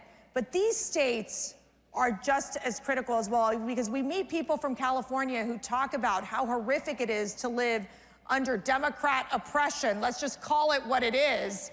And here we have a perfect example of what you're doing in Arkansas to be that blueprint for other states. What's your advice to other governors, especially Republican governors, that are trying to do the same? And we talk about conservative principles, but these are American principles of being pro-family, pro-economic prosperity, pro-safety. Well, one of the big differences now is we actually have a partner in the White House instead of somebody we have to fight every single day. I got to see Lee Zeldin yesterday. He's the new head of the EPA. I said, I'm just glad we have somebody there that we don't have to sue every single week and we can actually work with to get things done. You know, over the last several years, Republican governors are the ones who have held the line. While Washington was a completely broken, dysfunctional mess, Republican governors are the ones who stepped up and worked on securing the border. We sent Arkansas Guard to the border 2 separate occasions over the last couple of years because Joe Biden wouldn't get the job done. Now we have a partner in Donald Trump who's not going to just be a partner, but he's going to be a leader. He's going to be the #1 fighter, pushing back on some of the crazy wokeness that we have seen the left try to impose on our families, on our schools, on our businesses. And Republican governors are going to be right there with him. We're going to make sure that our schools do not become indoctrination factories for the left. We're going to make sure that you can run your business the way that you want to and that you can raise your kids the way that you want to, as it was intended in this country. And I'm proud of the work we've been able to do. Arkansas is now the #1 state in the country that people are moving to. It's not Texas, it's not Florida, it's not Virginia, it's Arkansas. So if you don't live there yet, we're ready for you to move and call that your home. We're the #1 state for economic growth. We're the lowest cost of living. We are booming on all fronts, and it's because we're implementing good conservative policy that lets you live your life without constant government intrusion. And that's something we're proud of and something we're going to continue to do in our home state. Gosh, wouldn't she make a great vice presidential pick in 2028? I think so. I do. I do. Sorry, Sarah, you don't have to respond to that. Okay. I'm not. Very happy to be in Arkansas. Okay. Maternal health, you're providing funding. I really want you to talk about this problem this crisis you discovered in your state, how you're solving it, because it's not only impacting states like Arkansas, but other states as well in the South. Walk us through what you're doing there. You know, one of the things that I think is so important for the pro-life community is that we don't just focus on the baby when they're in the womb, but it's what does that look like after, and making sure that we are actually fighting for kids every single day. And that's something that's really important in our state. We had about 10% of moms in Arkansas that were never seeing a doctor until they were in labor. That's unacceptable, especially when they have that access to care. They just weren't taking advantage of it. We know that healthy moms make healthy babies, so we've invested heavily in making sure that those women get the care that they not only need and deserve, but they know that their life and their child's life has value. And it's something that we want to protect at every single stage, and so we're investing heavily in the maternal health problem in Arkansas, and something that we're going to expect to see a dramatic impact and dramatic results just in a short amount of time. So we've seen President Trump right now, where he's been in office for 32 days. It feels like it's been like 10 years that he's been in office. It's so remarkable to watch the amount of work he's been able to accomplish. Now, as us, the Trump 45ers, is that what we are? Yeah. Okay. Makes us sound older than we are. Makes us sound so old. Help me figure out here. Like, I'm watching this and going, I'm amazed. I'm amazed. It is so different from what our experience was at the time. Give us that comparison of what you're seeing, and also what advice you're giving to this next administration right now. Look, I can't say enough good things about the president and his team and what they're doing.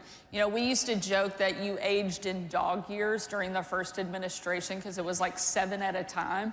And so we haven't aged, not a bit. Well, we didn't, but it was the most intense most, I think, polarizing, difficult time that we've seen probably in political history in a very long time during Trump's first administration. Nobody expected him to win. And when he did, they weren't happy that he was here. Then they saw what life was like under a Trump administration, and they had a chance to see what life was like without Trump in the White House, and they didn't like it very much. And so now that he's back, people want to see him doing exactly what he talked about on the campaign trail. They want a strong economy. They want somebody who will secure the border. They want somebody who's going to take China on. He was the first president in my lifetime that actually called China out and is holding their feet to the fire. I was the first governor in the country to kick China out of our state, off of our farmland, and impose a fine on them. We know that's popular. And it was because of Donald Trump that we were empowered to take those type of strong actions. We have a president who's going to make our allies actually respect us and our enemies fear us. It's a total opposite of what we saw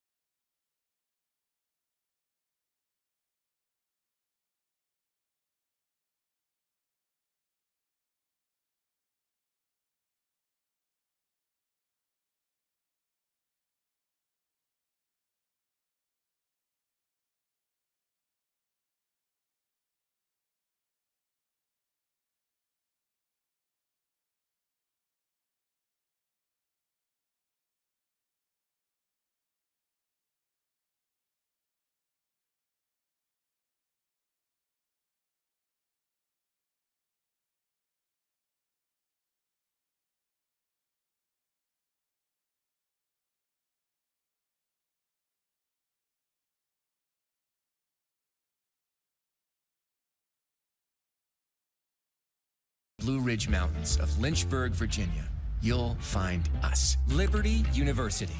Here, we pursue excellence in all of our academic endeavors, from anywhere. We fight for victory in our athletic programs and fan the flames with a mighty roar. We equip students with a Christ-centered perspective that changes lives. We are creators, problem solvers, and world changers. But above all of this, we are champions for Christ. America is under attack. Our families are being crushed under the politics of a radical agenda. But moms have had enough. We are standing up and we are fighting back. This is our battle. This battle is every bit as important as the Revolutionary War because we fight for the same thing. Moms for America is a national movement of moms reclaiming our culture for truth, family, freedom, and the Constitution. I think Moms for America is exactly on track and is doing the right thing for the future of our country and our children. Like, Moms for America is going at the heart of the issue. I want to go on the record and say I'm for moms, I'm for America, and I'm especially for Moms for America. But I am honored to join Moms for America today as we speak out against the horrific mandates. With a national network of over 500,000 mothers, Moms for America is one of the fastest growing movements of women in the country. Well, the most dangerous place in all of nature is between a mama bear and her baby cub. We are the change. No matter what, no matter where, and no matter how difficult the obstacles are that are facing us and our families, we will not give up and we will not give in. So if not now, then when? If not you, then who? Welcome to the Momland Revolution.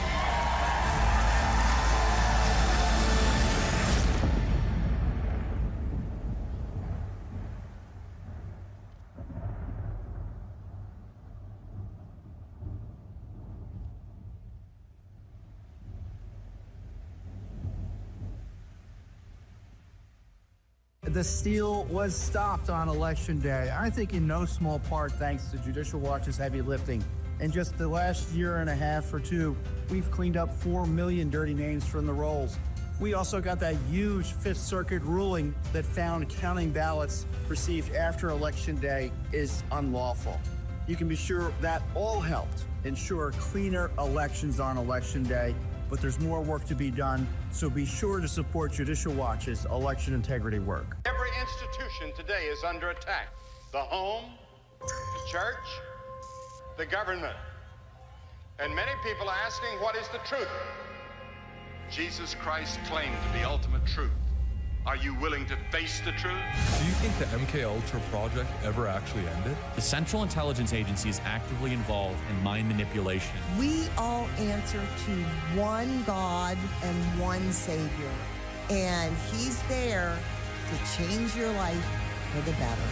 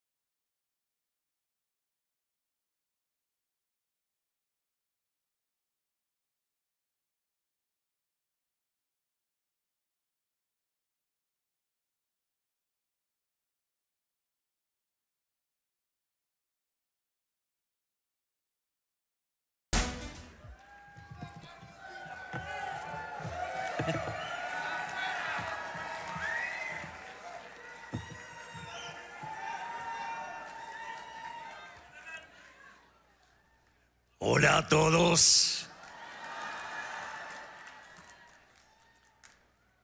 Es una gran alegría para mí estar nuevamente en los Estados Unidos y es un honor poder hablar ante todos ustedes hoy. Muchas gracias a los presentes y especialmente gracias a CPAC, que siempre ha tenido una consideración especial conmigo. Gracias, Matt. Gracias, Mercy.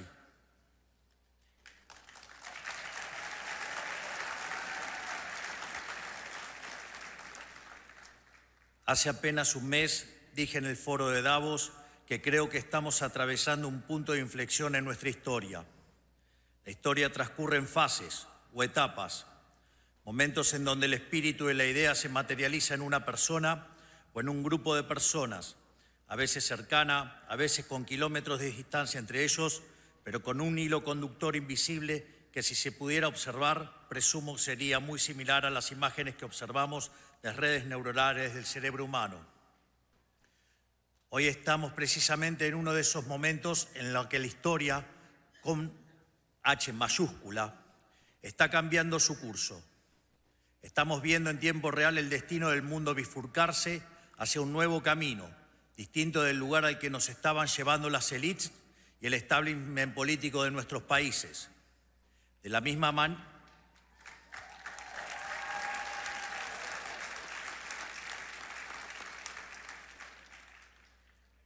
manera que en la década del 30 se podía vislumbrar que la llama de la libertad se estaba apagando y que comenzaba un nuevo cambio de servidumbre para la humanidad, hoy finalmente podemos decir que la era del Estado omnipresente ha terminado.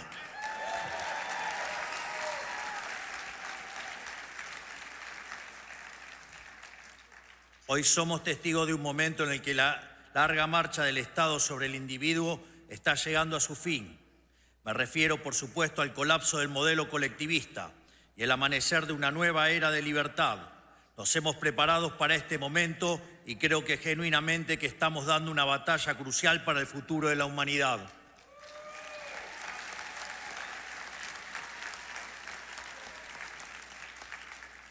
Pero como siempre digo, solo se puede obrar de forma eficaz si el diagnóstico desde el que uno parte es el correcto. Hay que entender dónde estamos parados y a qué nos enfrentamos para poder saber cómo llegar a donde queremos.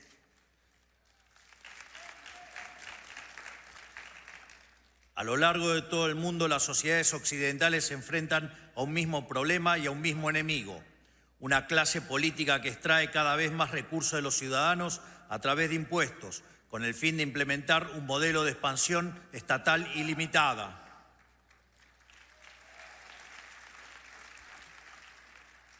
Una clase política con complejo de Dios, que pretende regular cada aspecto de la vida de la gente, haciendo honor a una de las máximas del fascismo de Benito Mussolini: dentro del Estado todo, fuera del Estado nada y nada contra el Estado. Hemos llamado a esta clase política el Partido del Estado, una casta extendida cuyos miembros, más allá de diferencias superficiales, comparte la idea fundamental del avance del Estado sobre la sociedad. Son todos aquellos que por interés económico o convicción ideológica o incluso cierto idealismo ingenuo trabajan para los intereses del Estado. Los medios de comunicación tradicionales o ligas y media, la oligarquía sindical, los empresarios prebendarios, los burócratas permanentes no electos y en consecuencia intrínsecamente irresponsables, las organizaciones mal llamadas no gubernamentales que hacen el trabajo sucio de los políticos, las instituciones académicas que proveen el marco teórico para la expansión estatal, los organismos supranacionales y todos los que de alguna manera pertenecen a la gran secta del colectivismo mundial.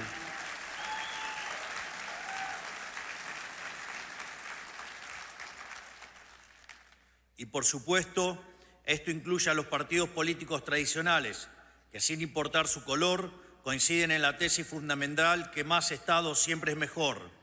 En Argentina, por ejemplo, teníamos un sistema político compuesto por unas 50 sombras de socialismo. En Estados Unidos existía la ilusión de bipartidismo de un partido demócrata que marcaba la agenda y un partido republicano incapaz de enfrentarlo hasta la llegada del presidente Donald Trump.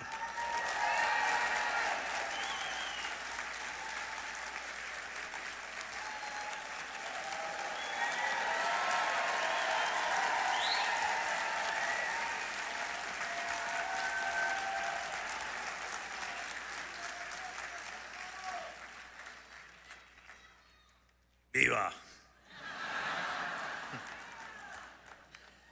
Curiosamente, el mío lo van a tener que esperar hasta el final.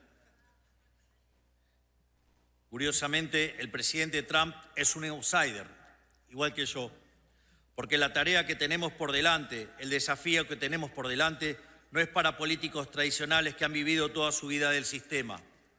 Es para gente que no le debe nada a nadie, que no está comprometida por los vicios del sistema y que sabe que es más importante el cambio que el poder por el poder mismo.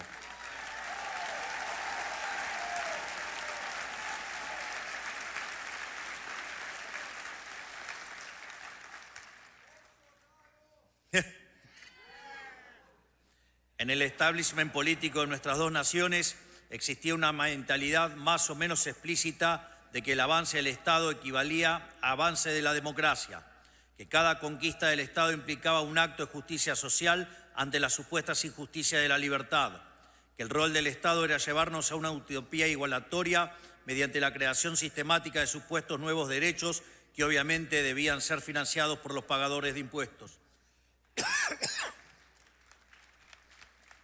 Es justamente en el centro de este esquema que se encuentran los políticos, los principales beneficiarios de este modelo de expansión ilimitada del Estado, esos que hacen de vivir de otros por la fuerza un estilo de vida, depositarios de poderes y privilegios que serán la envidia de cualquier monarca de la historia. No importan las peleas televisivas ni las supuestas diferencias partidarias, todos trabajan para el mismo Dios, el siniestro, y su manifestación en la tierra, el Leviatán del que hablaba Hobbes.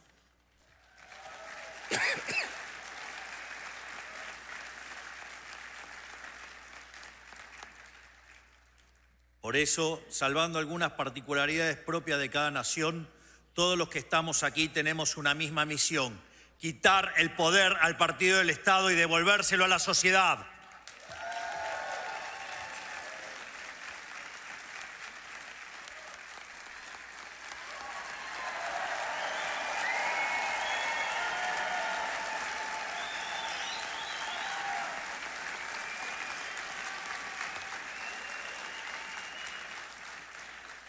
Es decir, como decía Albert Nock, que describió en su libro En nuestro enemigo el Estado, que el poder social fue progresivamente arrebatado y trasladado al Estado por la fuerza.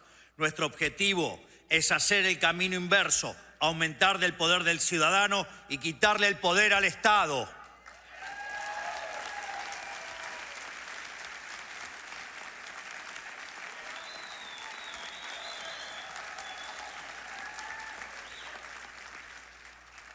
Por su... ¡Afuera!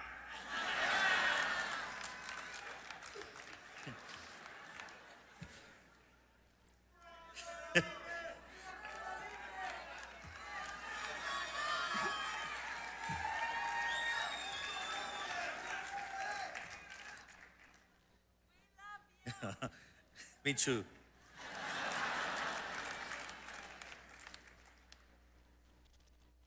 Sorry. She's my girlfriend.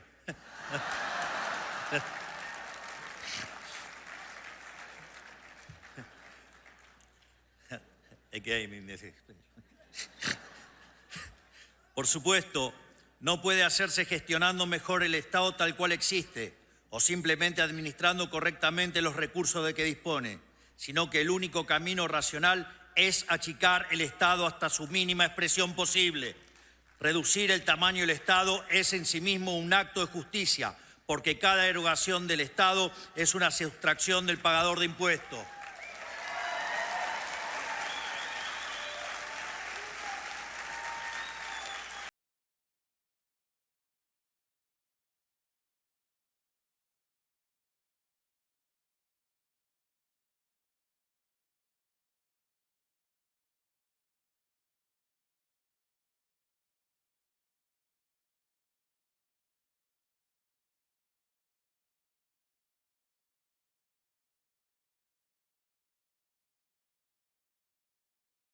Protección de los tres derechos fundamentales, que son el derecho a la vida, a la libertad y a la propiedad privada, deben volver a su origen, los individuos asociados de forma voluntaria sin intromisión del Estado.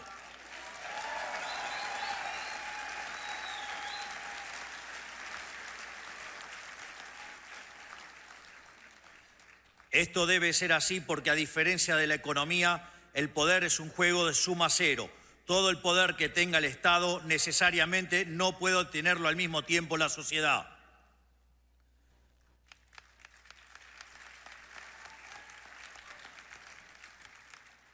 Por eso no creemos en soluciones parciales o compromisos de centro. Sabemos que hacer las cosas a medias es una invitación al regreso del Estado, que como un cáncer metastásico solo sabe expandirse y debe ser obligado activamente a retroceder. No sirve intentar alcanzar un justo medio.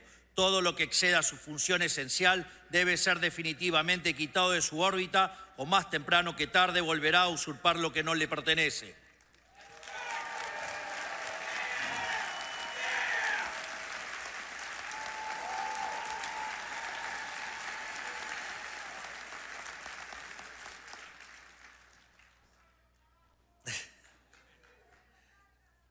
Sabemos que no es una tarea fácil.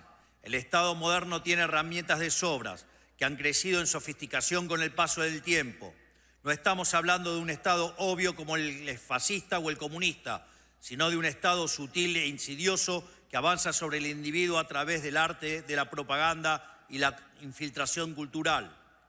O al menos así era hasta hace poco, ya que le resulta cada vez más difícil disimular su carácter totalitario.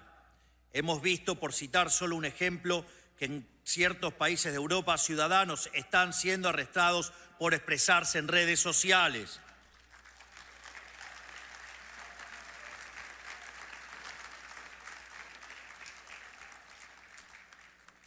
Pero en términos más generales, hablo de la financiación de la academia, incentivando la elaboración de estudios que justifiquen la implementación de políticas públicas intervencionistas y de la compra encubierta de medios de comunicación mediante la pauta pública. Hablo de las múltiples ONGs que viven de nuestros impuestos, de los subsidios a la cultura para producir propaganda. Y aquí en Estados Unidos, por supuesto, el escándalo de USAID, que destinaba millones de dólares de los pagadores de impuestos a financiar desde revistas y canales de televisión, a fraudes electorales como en Brasil, o gobiernos con aspiraciones discriminatorias como el de Sudáfrica.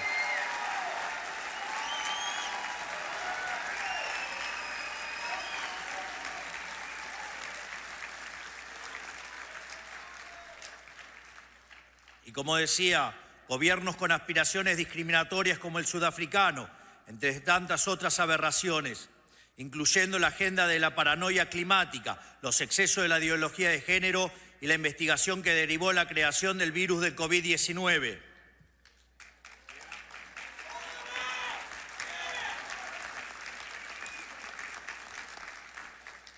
Sin embargo, lo único que realmente logra este mecanismo de bajada de línea globalista es transferir riqueza de la clase baja de un país rico a la clase alta de un país pobre. En pocas palabras, hablo de una red global de influencia y formación de opinión pagada con los impuestos de los ciudadanos, un aparato de propaganda sin precedentes en la historia humana, quizás el escándalo político más grande que hayamos visto. Y luego esos mismos hipócritas acusan a Elon Musk de interferencia.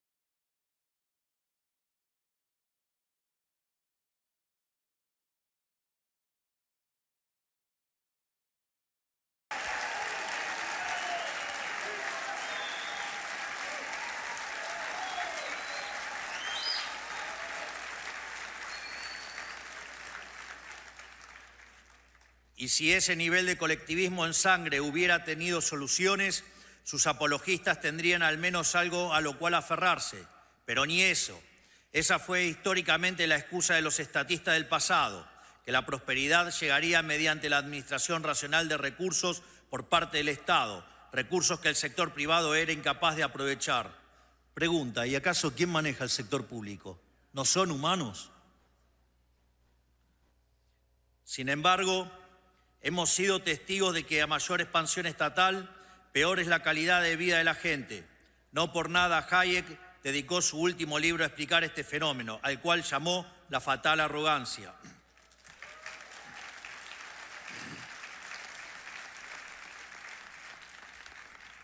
Pero esto no es accidental. Más allá de su evidente incompetencia, la clase política no se dedica a solucionar problemas. Al fin y al cabo, un problema solucionado es un área de la que el Estado debe retirarse. Al contrario, la clase política se dedica a perpetuar los problemas y así vivir de ellos para siempre. Por eso viven creando problemas nuevos, instalándolos desde sus aparatos de propaganda para luego ofrecer a sí mismos como solución. ¿Y en qué consiste esa solución? En la implementación de regulaciones que causan todavía más problemas a ser solucionados por más regulaciones.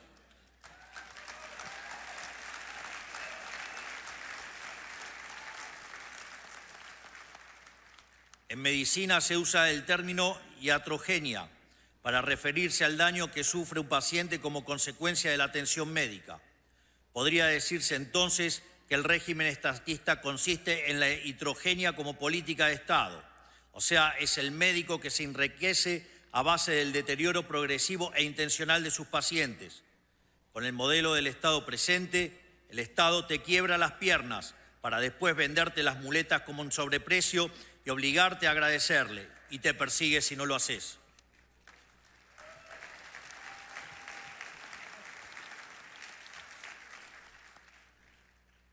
Como contrapunto, dicen algunos testimonios que en la medicina tradicional china, el médico familiar cobraba honorarios de forma constante por mantener a la familia sana. O sea, según la leyenda, cuando un miembro enfermaba, el médico dejaba de percibir los honorarios, viéndose incentivado a resolver la enfermedad de una forma eficiente y rápida. Imagínense tan solo pudiera funcionar así el Estado. Cuánta miseria nos hubiéramos ahorrado.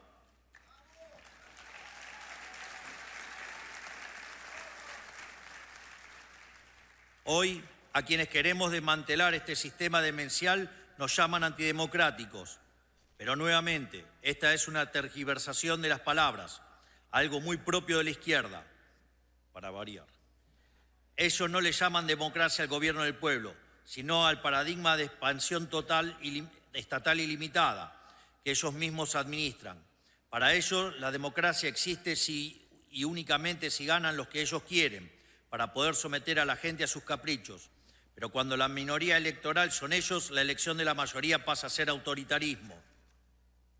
De hecho, muchos de los que nos acusan de antidemocráticos ni siquiera fueron electos. Toman decisiones que afectan a miles de millones de personas alrededor del mundo y sin embargo nadie los conoce.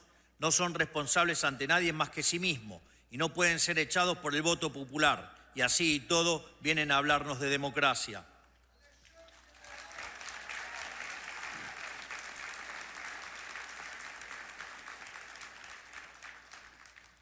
En fin, dicen que Trump y yo somos un peligro para la democracia, pero en realidad están diciendo que somos un peligro para ellos.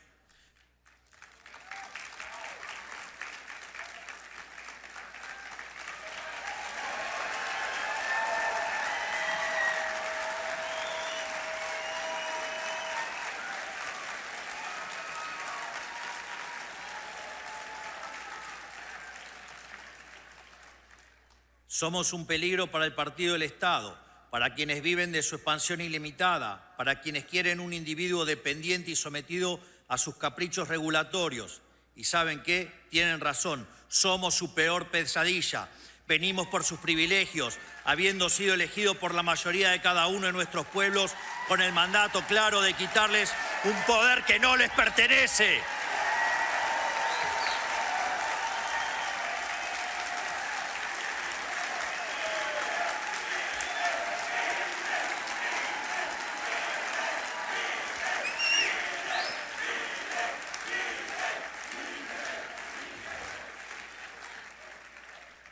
Hoy nuestros países, Argentina y Estados Unidos, necesitan pasar por una segunda independencia. La primera nos liberó del poder de las monarquías europeas. La segunda nos liberará de la tiranía del partido del Estado.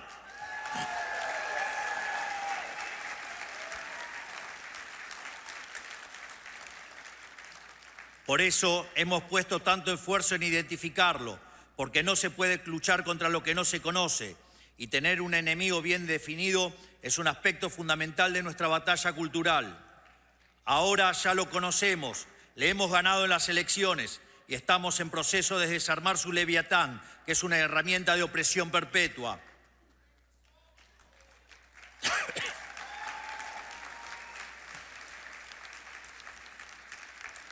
No tenemos ninguna fórmula secreta, solo conocer la historia humana y saber qué es lo que ha funcionado y qué no. Por eso, con humildad, quiero reflexionar un poco sobre cómo venimos llevando adelante esta batalla. Nosotros trabajamos con firmeza y de frente, sin dar lugar a compromisos. Defendemos un conjunto de valores que no estamos dispuestos a negociar, así como ellos no han estado dispuestos a negociar a la hora de quitarnos nuestra libertad. Lo que ellos impusieron sin nuestro consentimiento está siendo eliminado sin el consentimiento de ellos.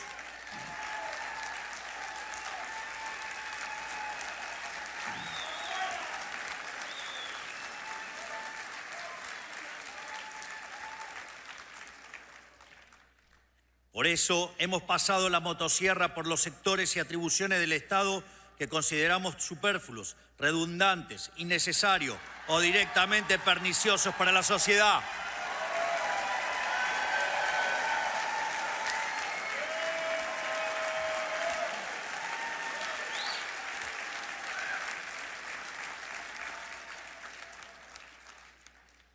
Y más aún, este año emprenderemos la fase 2 de este proceso, que hemos bautizado como la motosierra profunda, para continuar achicando el Estado, devolviéndole a la gente la riqueza que jamás debió habérsele sido arrebatada.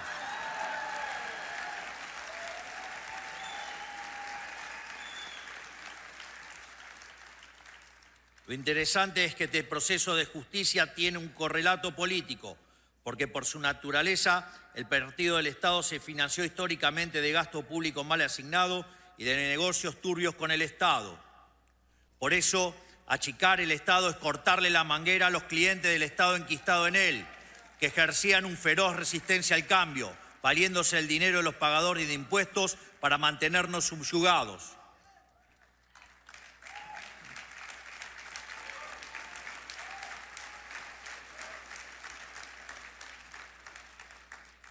Nuestro método es similar al de nuestro querido amigo Elon Musk: revisar oficina por oficina, conservar lo que sirve y funciona y descartar el resto. Por eso le obsequié una motosierra. Con nosotros nadie que no pueda justificar el costo de su salario en impuestos está a salvo.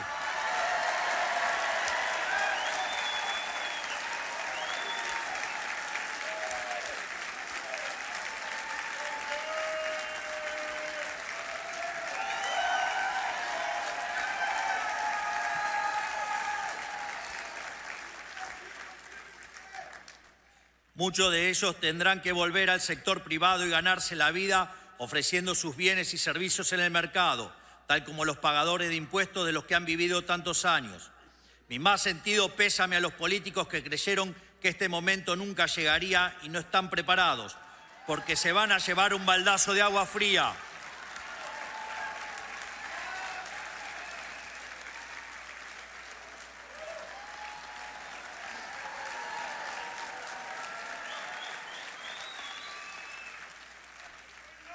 Por suerte para ellos, en toda desgracia hay una oportunidad. Y debido a nuestro avance desregulador, los salarios del sector privado seguirán subiendo, por lo que si hacen las cosas bien, podrán ser parte del progreso, pero lejos de la casta estatal.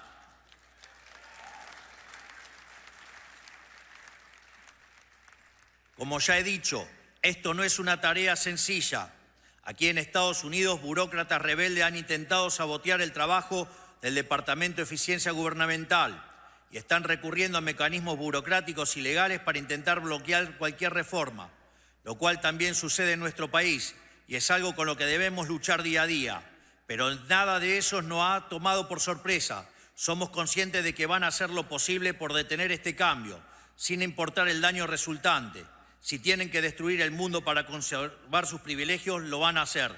Y nosotros vamos a seguir luchando.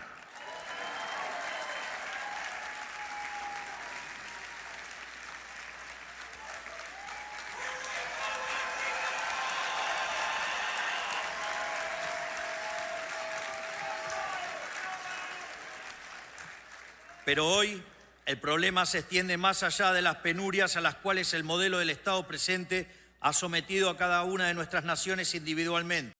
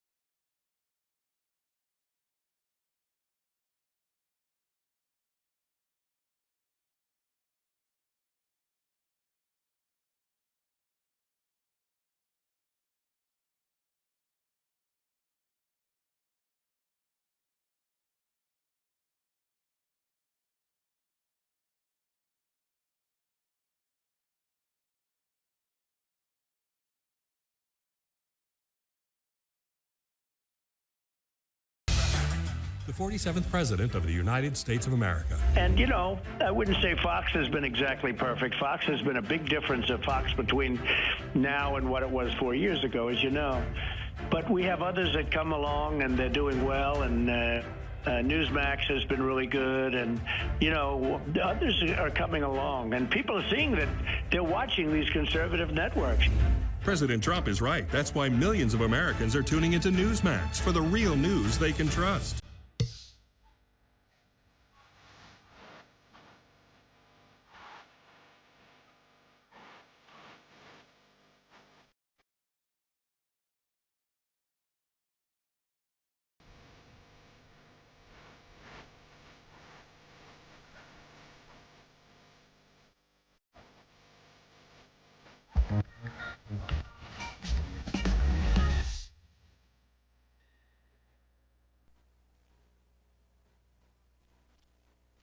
Every institution today is under attack. The home, the church, the government. And many people are asking, what is the truth? Jesus Christ claimed the ultimate truth. Are you willing to face the truth? Do you think the MK Ultra project ever actually ended? The Central Intelligence Agency is actively involved in mind manipulation. We all answer to one God and one Savior, and He's there to change your life for the better.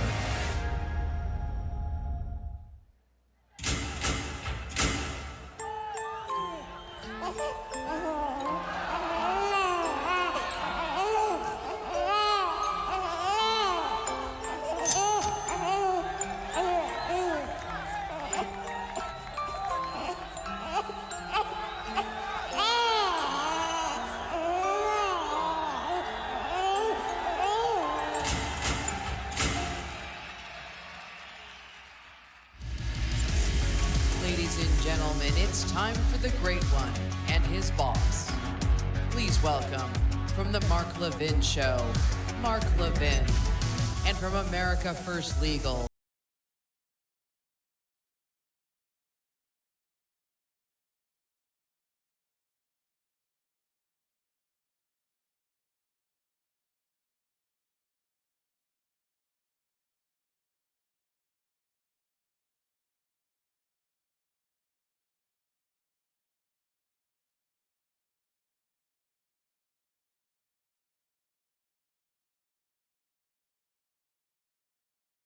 Good morning, CPAC. How's everybody today?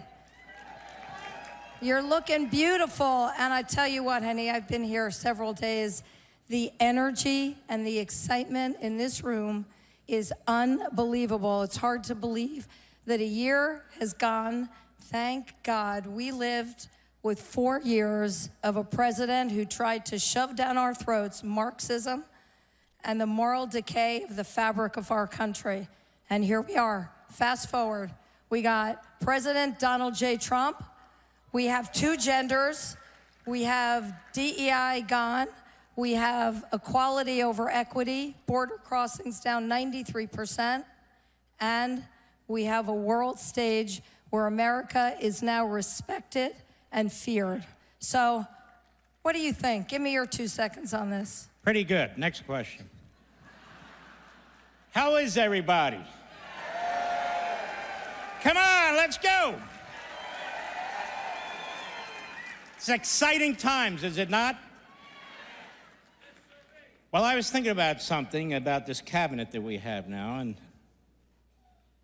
thought to myself, we really have a cabinet that looks like America here.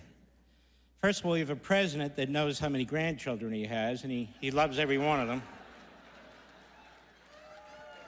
That helps. But let's look at this cabinet. We have the first, I'm sounding like a liberal. We have the first person of color as the FBI director. Have you heard them say that? No. First Cuban American as Secretary of State. The first gay Secretary of the Treasury. The first straight Secretary of Transportation in 4 years.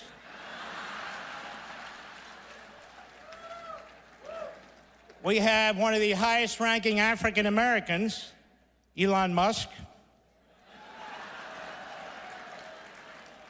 We have the first hillbilly vice president, J.D. Vance. We have the first Secretary of Defense who isn't 114 years old. We have women in the cabinet who are proud to be called women and know what the hell a woman is.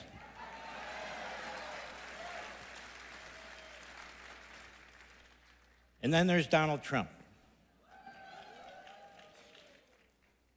who's on course of being the greatest president, if not modern history, all history. Look what he's done in 4 weeks. Bravo, bravo. Give a round of applause. And one other thing about Donald Trump. I told Donald Trump this at a Hanukkah party a few years ago. He's the greatest friend Israel's ever had. And so are you, by the way, and I want to thank you for that.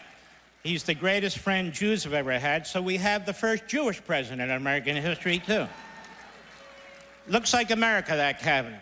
So speaking of that, first of all, I want to do a real sincere shout out to Mercy and Matt Schlapp, because their steadfast support of Israel is seen throughout this conference and day in and day out at CPAC. So we really need to thank them for that. It's really, really huge. You know, there used to be a time that depravity, murder, brutality was not acceptable to either party, when Republicans and Democrats alike were determined to eradicate the enemy. But here we are after an October 7, where we really learned what today's Democrat Party is. It's the Republican Party, it's conservatives, it's Jews, it's Christians who really care about what's going on in Israel and are appalled at the heinous acts that happened on October 7th. It's the Republicans, it's the conservatives, it's Donald J. Trump who have said Israel must conquer, Israel must win, Israel must do what it needs to do, not just to defend, but to go on offense and get rid of the enemy. So I just want to remind everybody that a year ago, I interviewed the father of a hostage victim at that time, Sagid Deckelhen, and here we are a year later. He's out. But, honey, I want you to talk about what we saw the other day with 4 bodies coming out of Israel and the joy that was exhibited by the Palestinians in Gaza as these coffins were shown. These bastards must be eradicated. It's that simple. You don't take a 9-month-old baby and a 4-year-old little boy and their mother and torture them, strangle those kids with your bare hands, chop up their bodies so nobody they think will notice. Remember when that mother was being pulled with her kids and she knew the people doing this are subhumans. They are rabid. They're not animals. Animals don't do this. Donald Trump knows this. These are the same people who attacked us on 9/11. These are the same people who decapitated 70 black Christians in a Congo church 48 hours ago. All of them. This is the enemy. It's not about land. It's not about borders. It's not about any of that. They seek to extinguish us, these Islamist terrorists, and we're going to have to extinguish them before they even have a shot at extinguishing us.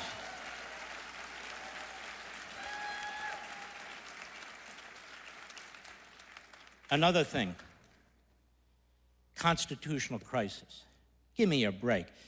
The Democrat Party that hates the founders, that is pushing CRT, the 1619 Project, that tells us the Constitution's too old and too white. The Democrat Party that doesn't believe in the First, Second, Fifth, Sixth, Ninth, 10th, 14th Amendments. The Democrat Party that doesn't believe in separation of powers. We don't need lectures from them about the Constitution of the United States. That's number one. Number two, you activist judges, which are basically slip and fall, ambulance-chasing lawyers in black robes. That's what they are. You either act like judges or get the hell off the bench.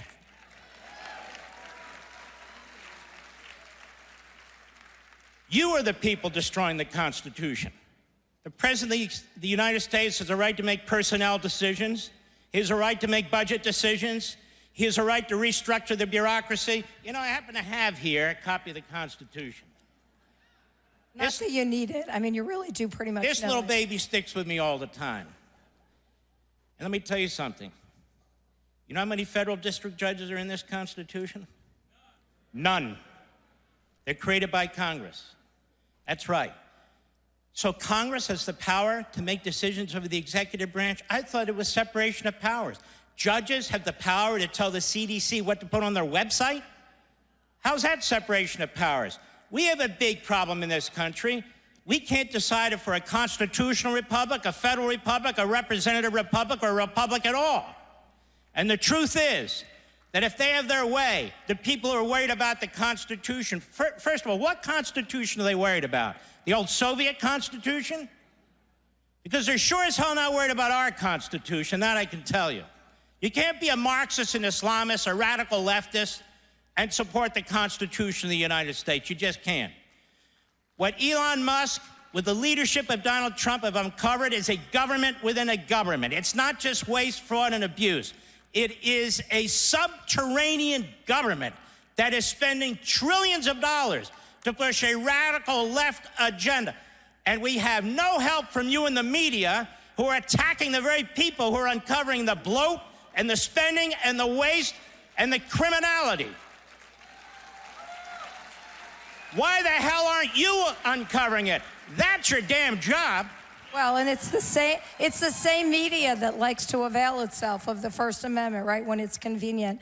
So, oh, can I? Yeah. AP and the rest of you big corporate media, it says freedom of the press. It doesn't say freedom of the corporate press, okay? The President of the United States can decide which press he wants in the press room and which he doesn't. Who died and gave you permanent seats in the press room? NBC and ABC and CBS? Besides, we don't get news from you people. I wrote a whole book on it called Unfreedom of the Press. You're Democrats, you're leftists, we know exactly who you are, what you're doing. You can do whatever you want on your own time. You can pretend you're in the press. We're not going to shut you down. We want you out there. Why? We want the schmucks out front so everybody can see what they look like. Well, that's okay. And not only that, what happened on November 5th? I mean, November 5th proved that the American people are not fooled by the people back there, and they know and they're able to find the truth because Americans are smart and they know American values, they know right from wrong, and no media is going to change that. So, look, we don't have a lot of time. By the way, I know I can't stop. No, but wait. I'm going to let you say something, but I do want to, I need you to reserve, because remember, I'm the boss here. I'm the boss. 30 seconds. I need you to reserve time to talk about the misnomer that is birthright citizenship. I will deal with that. Takes about 14 seconds. But No. You know, the media are funny, aren't they? They lied about Joe Biden. They didn't care. They didn't have any press conferences. And now they're worried about a seat at the table. They're worried about a seat for what? Let me tell you something in the media. Do we agree that Abraham Lincoln was a fantastic president? Yes. He was a great president. He shut down 200 newspapers. Donald Trump hasn't shut down anything. You're going broke because we, the people, are shutting you down. We're not subscribing. We're not buying your damn newspapers. We're not watching your TV shows. We support the First Amendment. We support free speech. We support freedom of the press. You don't. How do you really feel about it, honey? No, just kidding. Okay, so now seriously, I think we need She's pretty. We need to talk about birthright citizenship because, again, this is a perfect example of what the left do. They take words like democracy and the Constitution, and then they exploit them because they don't really care about either of them. So they came up with this term, birthright citizenship, like anybody who comes here illegally and gives birth, that child, that baby, is an American citizen like magic. And that's not true. They cite the 14th Amendment. Do your Mark Levin thing where you give a little bit of a primer. No, because it's really important. It was so taken hostage, this paragraph in the 14th Amendment. First of all, I wore the wrong socks, honey. I'm showing a little ankle up here. I'm not showing any more. Okay, so I wasn't going to bring an intention to All right, let me do it. I've been talking about this for 20 years. Read it yourself. Where's the phrase birthright citizenship in the Constitution? It's right next to abortion. It doesn't exist. So they have this invisible pen, you know, where they write these things in. The 14th Amendment was passed like the 13th and the 15th because of slavery and the Civil War. And the country came together and said, we must, in the Constitution, fix this. We must give equal rights to human beings who have been held as slaves and are now free. We must give them all the protections and rights of a citizen of the United States.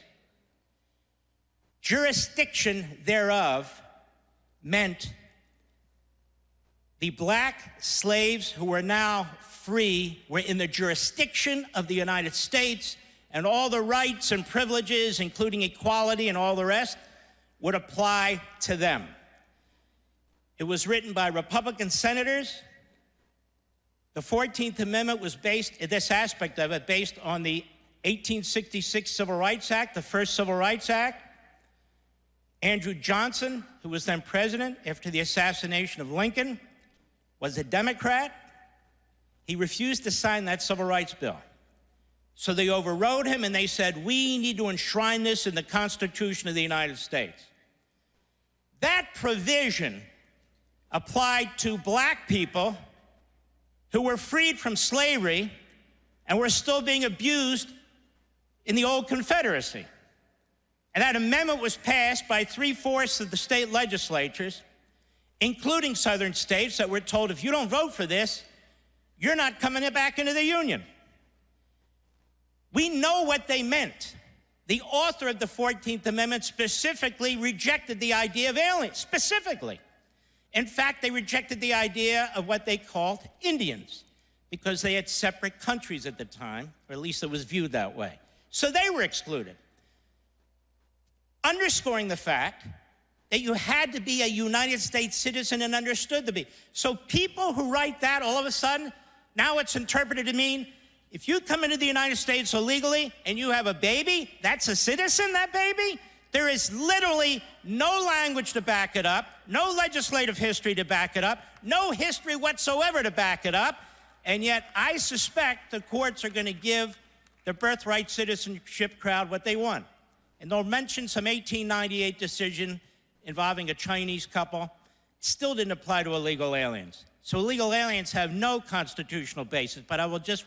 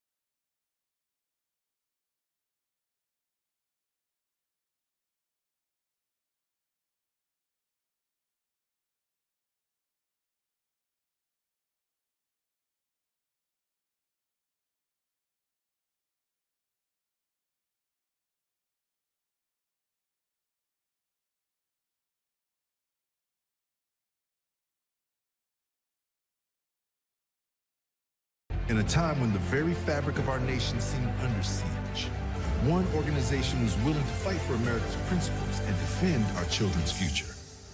Joining me now, Terry Schilling, president of the American Principles Project. This is what happens when tolerance goes too far. It's a bit shocking to hear Democrats talk about them losing the culture war. After all, they started it. You're denying reality, you're denying them the care that they need.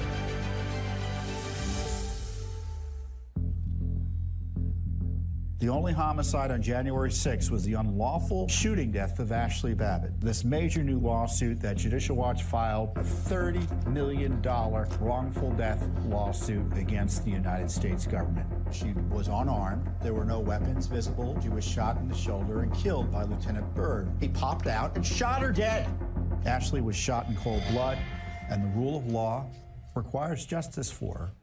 Every institution today is under attack. The home, the church, the government. And many people are asking, what is the truth? Jesus Christ claimed the ultimate truth. Are you willing to face the truth? Do you think the MKUltra project ever actually ended? The Central Intelligence Agency is actively involved in mind manipulation. We all answer to one God and one Savior. And He's there to change your life for the better. All right, America is back on track 2025, but next year, CPAC 2026 is going to be even bigger. Go get your tickets now. Go to cpac.org and join the movement. As I think it was President Reagan said, we're from the government.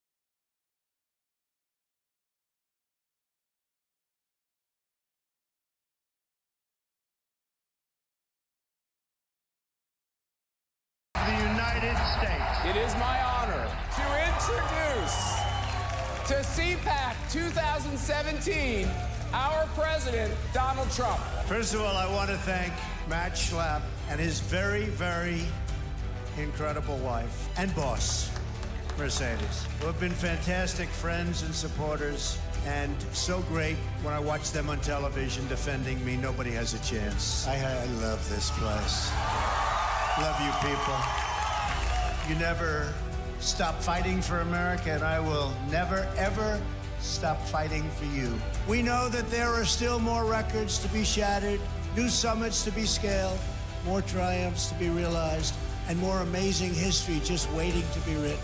The American adventure has only just begun. God bless America, and we will see you next year. Thank you very much.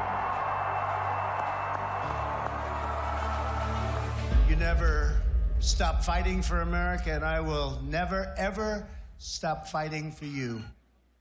Ladies and gentlemen, please welcome host of the PBD podcast, Patrick Bet David. All right.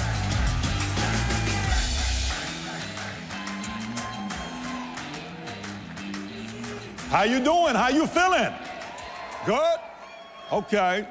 I got the lunchtime slot, which means some of you are either eating or wanting to go eat, but I do have a message for you. How you doing? Yes, it's great to be with you. How many of you here watch or listen to the PBD podcast? I'm curious. Okay, it's a good amount. All right, so I got a simple message for you with the limited time that I have here for you. First of all, it's an honor to be here at CPAC. This is my first time being here. Just had a chance to speak with Matt and Mercedes, incredible people. It's incredible to be around you, especially the fact that the person you wanted to win won in 2024, which is a very big deal. I got a question for you. Can you think about the two things tyrants fear? Let me ask the question one more time. What would you say are the two things tyrants running a country fear? What are the two things? First thing they fear is you and I having guns to protect ourselves. The second thing they fear is you and I having a megaphone to express ourselves. Now, I want you to think about this. In the last 3 weeks, I've interviewed 2 different people. One of the ones I had on the podcast 3 weeks ago, he flew in the entire time he was nervous. He was a former founder of the IRGC, the Islamic Revolutionary Guard Corps. He started the IRGC with Khomeini in 1979. 3 months after I was born, I was living in Iran, and I brought him on the podcast. For many years, we've been wanting to have this man to come on the podcast, but obviously he doesn't want to come because directly and indirectly, millions of people died because of this man. If you go on Google, you type in founder of IRGC, you'll see his name and Khomeini's name. I bring him on. It's a little bit uncomfortable. I say, so let me ask you a question. When you guys took over the revolution, the Shah is gone. That's the last time the Middle East was at peace. No issues. Iran gets along with Israel. No wars. Things are good. Then you come over. You take over Iran. Khomeini flies in. You fly in. What is the first thing you guys did? He says, our #1 mission was to get all the guns out of people's hands. And I said, tell me why. He says, because we wanted to be safe. I said, safe from what?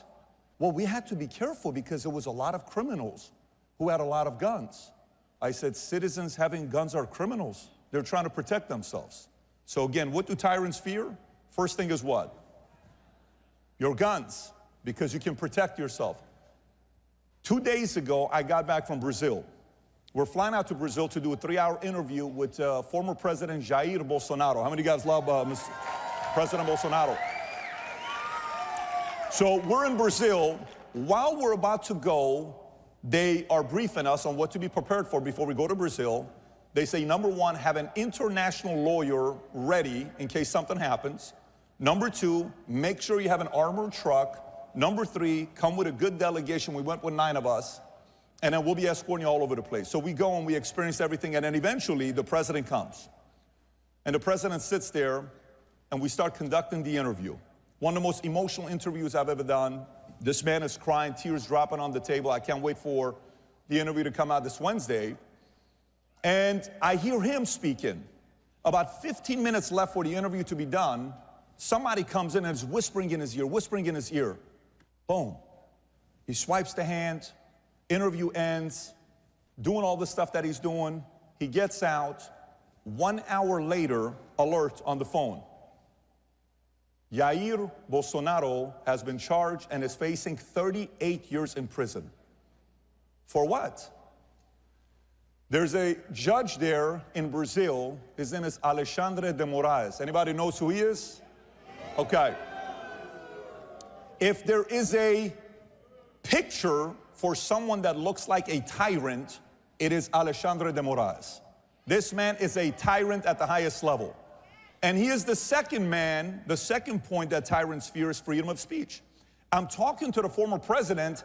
He's not comfortable talking about certain things, but he let everything loose. He knows you can't talk. They don't want you to talk over there. So you got guns, freedom of speech, and in the world, we have 195 countries, of which 193 have constitutions. Of the 193 that have constitutions, only one country gives you full-on freedom of speech with nothing about hate speech and Second Amendment. We're the only ones here that we have in America. Now keep this in mind. Sometimes when we sit there, we hear about, next year's gonna be United States birthday for 250 years. It's gonna be amazing. We are one of the youngest countries in the world. It's awesome. Well, think about the oldest countries in the world. Iran, roughly 3300 BC. Egypt, 3100 BC. You got Assyria, you got Armenia, you got China, you got all these countries, right? Oldest. We are one of the youngest. But watch this here. Does anybody know what country has the oldest constitution in the world? What country has the oldest constitution in the world, including UK? We, the people, have the oldest constitution in the world. So now watch this. Some of you are clapping, you're like, I don't know what point he's trying to make here. I don't know where you're going with this. Let me give you some numbers here. Dominican Republic has changed their constitution 32 times. Venezuela 26 times. Haiti 24. Ecuador 20. Brazil's changed it 7 times in the last 100 years. While I'm there in Brazil, we're going to the airport. Our flight's at 4:30. We get there at 2 o'clock waiting. Our flight gets canceled. We have to redirect our flight. We go to Peru, and then from Peru, we fly out to Miami. And I'll never forget when we landed in Miami. It reminded me of back in July 15th of '89 when we're escaping Iran on a Lufthansa flight. And while we're going, everybody's waiting for the one magical word from the flight attendant. Anybody knows what it is? It's very simple. You can officially order alcohol. We've crossed the border. And we're like, we're free. This is amazing. We are officially out of Iran, right? So we land in Miami. I'm like, oh my God, this kind of takes me back to that moment when we left, you know, Iran and experiencing what freedom's like. Then we get down here. And I'm sitting and I'm talking to all these different senators and congressmen in Brazil. And here's a number I noticed. I want to kind of take it back because it's very important for us to be thinking about. In Brazil, they have 11 Supreme Court justices, of which only 2 are conservative. In Brazil, they have 81 senators, of which only 22 are conservatives. In Brazil, they have 513 congressmen and women, of which only 130 are conservatives. Let me just kind of take back a little bit and talk to you guys about maybe possibly the greatest accomplishment any president's ever done. If the Supreme Court justice was the other way around, 6-3, and when they said Colorado wants to remove the president off the ballot, and they would have succeeded, Kamala Harris would have been your president today. I understand, I'm with you. But I want you to think about why this is so important. For 25 years of my life, I was an atheist. When you live in Iran, my mother's Armenian, her last name's Bogosian, my dad's Assyrian, Bet David. I'm living in Iran, we're a Christian family trying to make it work. We're going to school, you're going to church, kind of keep it quiet. And you dream about one day coming here. You're like, oh my God, I can't wait to one day come to America. It's going to be such a great deal to come to America. I'm sitting there kind of thinking to myself about all this stuff with Iran. And hey, the Congress, the Senate, all this stuff. You bring it to today. This man flips 3 Supreme Court justices. He doesn't do that. Kamala gets in. They would have done everything in their power they could have to prevent the president from speaking. They try to silence him. They took him all the social media sites. There's a lot of people that want to be friends with him today. Same people that silenced him. They said you can't use social media. Got off. Then you go from there, you dream about coming to America, and you sit there, you think about it, you say, oh my God, I cannot even believe the fact that I'm living in a country like this where you and I, as an atheist, you're like, maybe God this, I don't know about this, people are dying in Iran, I'm in a refugee camp in Germany for a year and a half, you come to the States, I'm a regular guy going to school, then all of a sudden I join the Army, I go to the 101st Airborne Division Air Assault, I'm in the Army, I'm in my uniform, quite honestly, I joined at first for GI Bill, and I'm standing there waiting. We're at a Labor Day, a Memorial Day, and I see one of my chief warrant officers on this side in tears. I see another colonel over here in tears. I see a sergeant first class on this side in tears. I'm like, why are these guys crying? Why are they crying? And if we go into the auditorium, they say, there's a movie coming out about your unit. You guys are going to get a chance to watch it before the world sees it. What's the movie? Saving Private Ryan. I watched this movie at the end. I'm like, I am so proud to be an American. I am so proud to be part of the 101st Airborne Division. I am so proud to be living here. So I watched. While I'm in the Army, because of my PT score, I was able to go hang out at this one camp for 2 days where we could play pool, jump in a lake, and all this stuff. This man hands me a Bible. I'm like, sir, I'm the wrong guy to give you a Bible. He says, my parents gifted me this Bible December 24th of 1974. I think you need it more than I do. I said, I'm telling you, it's not, you don't want to give it to me. I'm the wrong guy. He gives it to me. I start praying 3 times a day. Long story short, 25 years old, life changes, God's in my life. Everything from there has been revolutionary. It doesn't even make sense to me. It's a miracle. Here's what it made me think about. How many of you remember the last time you had one of those nights where you pray for an hour and you're on your knees and nobody sees you? Who knows what I'm talking about? Anybody's ever done that before? By the way, for some of you that are devout Christians, maybe it's a normal Tuesday for you, but for those of you guys that just kind of go to church once in a while, you've only done that 3 or 4 or 5 times in your life. Does anybody relate? Where you don't do that often. What were you praying about in June of 2024? What were you praying about when you're sitting there? What were we thinking about? What was going on? What were the issues? Everything we're watching, what's going to be taking place? And then you mean to tell me the president is a one look away from this being assassinated, and he lives, and all these miracles happen. President Obama in 8 years flips 1 seat. Trump flips 3 seats in 1 term. You don't think God's hands on America again? By the way, the reason why I'm sharing this with you is sometimes when we start winning and we start making money and we start driving the nice cars and our candidate wins and we're like, yay, it's great and it's awesome, our paranoia goes away. Let me just prepare you for something. We got to stay paranoid. We got to stay optimistic. They're plotting their moves behind closed doors while you and I are here at this event. We got to keep recruiting the next Bobby Kennedys, the next Tulsi Gabbers, the next Elon Musk, the next Joe Rogans, the next anybody. We got to recruit them over with common sense, with values, with the way we treat them.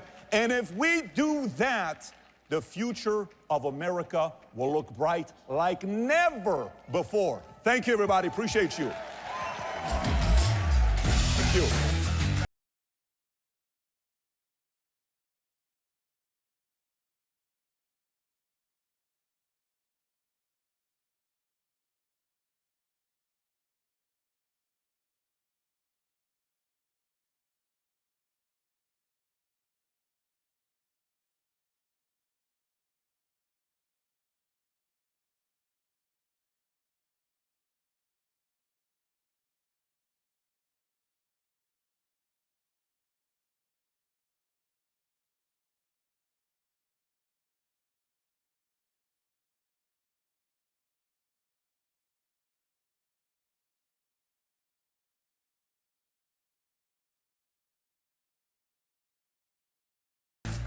Good afternoon, CPAC.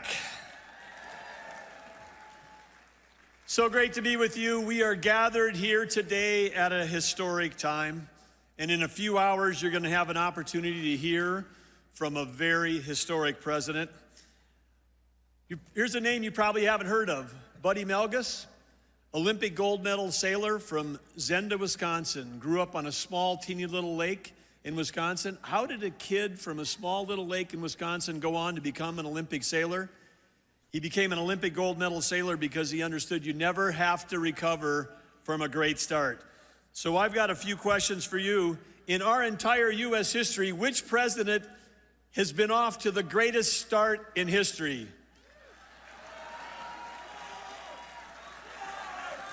Yes, okay, I can ask that a different way. Which president in American history has had the most impact in their first 33 days? Trump. And of course, we know the answer to this one. Which president right now, every hour, every day, is making America great again? There you go. I want to say thank you all for being here. This is such an important group. You are the difference makers. CPAC was the group that believed in President Trump when others didn't. You stayed with him. You worked so hard for all these years, and you were working because you supported President Trump, but you were working because you cared deeply about America. You wanted America to be better. You knew that America could reach its full potential. And now that is happening every single day, and it started here with you. Thank you, CPAC, for everything that you've done. Yes, President Trump has got a very clear and a very powerful vision on ways to make America great again, and at the center of that is energy dominance. He knows that energy dominance, when the U.S. is energy dominance, it's going to bring down inflation because energy is a component of every single product that we buy, every piece of food you eat, every vehicle you drive. He also knows that when we have energy to sell to our friends and allies, it's going to end our trade deficits. He knows it's going to create great American jobs. And he also knows that when we have energy to sell to our allies, it's going to end the wars abroad. And he is someone who wants to stop the killing. He wants to end wars. And President Trump, I believe, for that work, is going to win the Nobel Peace Prize. And so, and this is a group that could help that happen for him. Yes, President Trump knows better than anyone that energy dominance is the foundation for American prosperity, for affordability and world peace. The Biden administration, wow, what a mess that we've inherited. The Biden administration, at the core of everything they're doing, we're beholden to a group of climate extremists. And when those climate extremists got the Biden administration to declare war on U.S. energy, and when they declared war on U.S. energy, it didn't reduce demand. It just shifted the supply to our adversaries across the world, to places like Iran. Iran, who sold hundreds of billions of dollars of energy through ghost ships and front companies to fund 24 terror groups against us. But President Trump wants that to stop. And he's got full maximum pressure against Iran. And he'll do what he did in his first term, which is financially he'll bring that country, or the Ayatollahs, not the country, but the Ayatollahs to their knees. But back home, the climate extremists that wanted it to shut down U.S. energy, what did they do to Americans? They raised the price of everything. Electricity prices 30% higher under the Biden administration. Some of you, if you live in the Northeast, you're going to be staring at 15 to 17 to 20% increases again this summer. This is all what we've inherited. And when we have high energy costs, that hurts our economy and we deindustrialize. And that's why President Trump on day one declared a national energy emergency. It wasn't just about price at the pump. He understood the mess that Biden left us, and that's why he declared that energy emergency. And part of that solution, last Friday, he created the National Energy Dominance Council. He asked me to chair it. He asked Chris Wright to be the vice chair. And with that, with the work that we're going to be doing, it covers everything. It covers electricity, it covers oil and gas, it covers biofuels, it covers export, it covers exploration, all the things that we need to do to have our country become an energy powerhouse. But let's just talk a little bit about one of the things that were left, and that's the energy emergency, and that is our electrical grid in this country is absolutely in danger. The climate extremists worshiped an ideology that defied physics, economics, and common sense. They believed that that was the existential threat. I will tell you that there's two existential threats that this administration believes in. One was existential threat was Iran getting a nuclear weapon. That would change the world, and this administration, working with our allies, is going to make sure that doesn't happen. And the second thing is, the second existential threat is losing the artificial intelligence arms race to China. This country has shut down more electricity than China has opened in the last 12 months. And we need electricity because electricity drives AI data centers, and AI data centers manufacture intelligence. And when we manufacture intelligence, it's going to change every job, every company, every industry. It's going to make the federal government more productive. But no, what did the Biden administration do? They focused on highly subsidized, unreliable, unaffordable, and weather-dependent sources of energy. We all know, you don't have to have a PhD to know that the sun doesn't shine 24 hours a day and the wind doesn't blow 365 days a year. And yet the Biden administration was trying to convince Americans that we could run a full-time society on part-time, intermittent, and expensive power.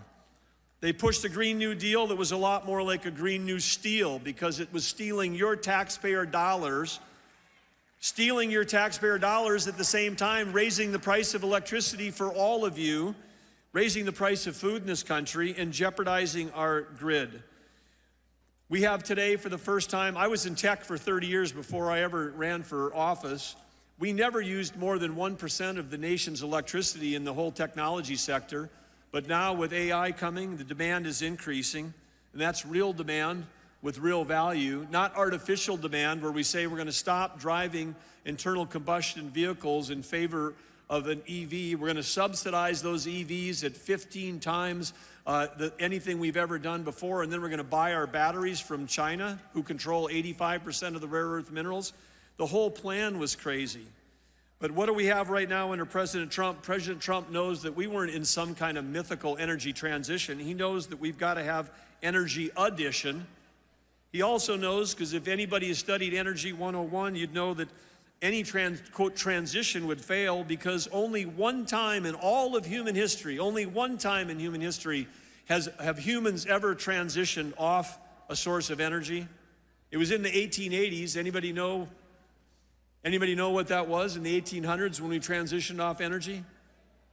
Whale oil. I heard somebody knew the answer. Yes, we transitioned off of whale oil. Whale oil became very popular because it was cleaner, but then along comes oil, and oil we could refine into kerosene, and kerosene was better than whale oil. And so who knew, but you're hearing it here at CPAC, that it was over 150 years ago, fossil fuels saved the whales.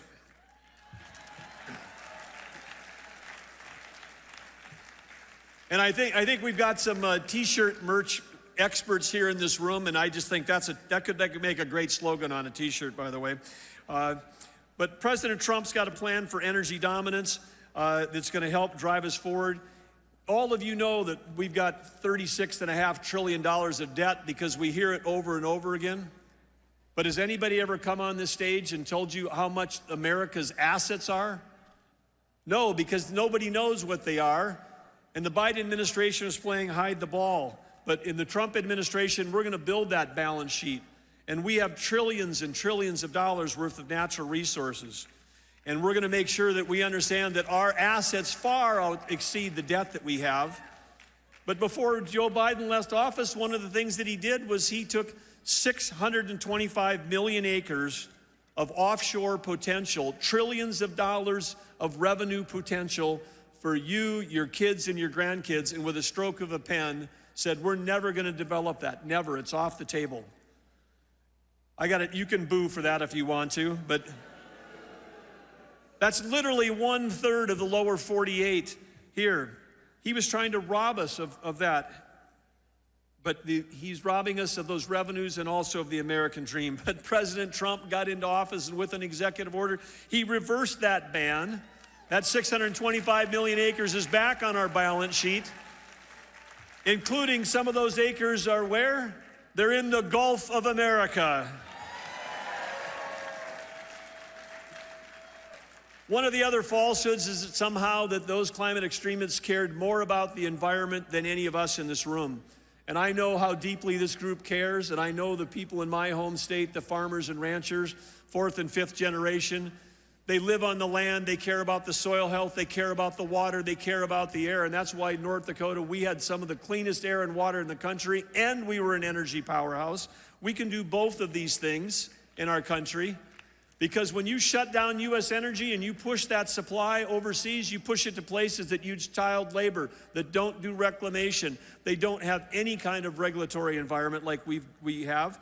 And so it's cleaner. If you care about the environment, you want every drop of energy, every electron to be produced in the United States. That's the way to save the planet.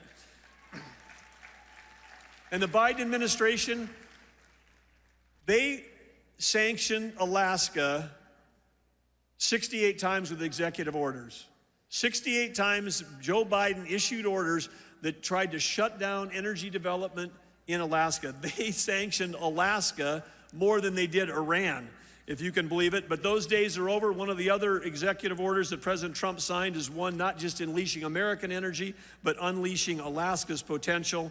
And when we do that, we have an opportunity to sell energy to Japan, South Korea, the Philippines, our allies in the Pacific, who we need more than ever because of the growing threat of China. So let me ask you, as we close out here today, when we talk about being energy dominant, we know that one thing that President likes to say, and I'm sure you'll hear it to say, which he wants us to drill, baby, drill, and we're going to do that. But the U.S. Geologic Survey, which is part of Interior, we've got a job to actually go out and map those resources to find out how many trillions or hundreds of trillions of dollars of assets belong to all of you, the public. So we're going to map, baby, map, and then we're also going to mine, baby, mine. We're going to mine, baby, mine, because we've got to get critical minerals developed back in our country. We can't be dependent. We're buying uranium from Russia for our nuclear plants. We have to be able to have those supply chains be right here. So we're going to do all of that. And when we do all of that, we're going to be able to build, baby, build. President Trump is the greatest economic developer that's ever existed. Nobody sells America better than he does. Chris Wright my partner in this from the Department of Energy, he and I were asked by President Trump to join him when he was meeting with the Prime Minister of India and the Prime Minister of Japan. In those meetings, President Trump said to those leaders, you've got a deficit, a trade deficit with our country. We think you should solve that. What would you like to buy from us? Perhaps some energy? 30 years ago, he wrote the international bestseller, The Art of the Deal, President Trump did. I've seen him in action. Right now, every day, he's writing the sequel to that of The Art of the Deal in real time. Only, yes, he is, but he's dealing with the world leaders. They're coming to him, and they want to buy American, and we want to build American. And we know that President Trump is not only making America strong again, he's going to make America affordable again. He's helping with your help. He's fighting for the agenda, and you know what he's going to do? He's going to make America great again. Thank you, CPAC.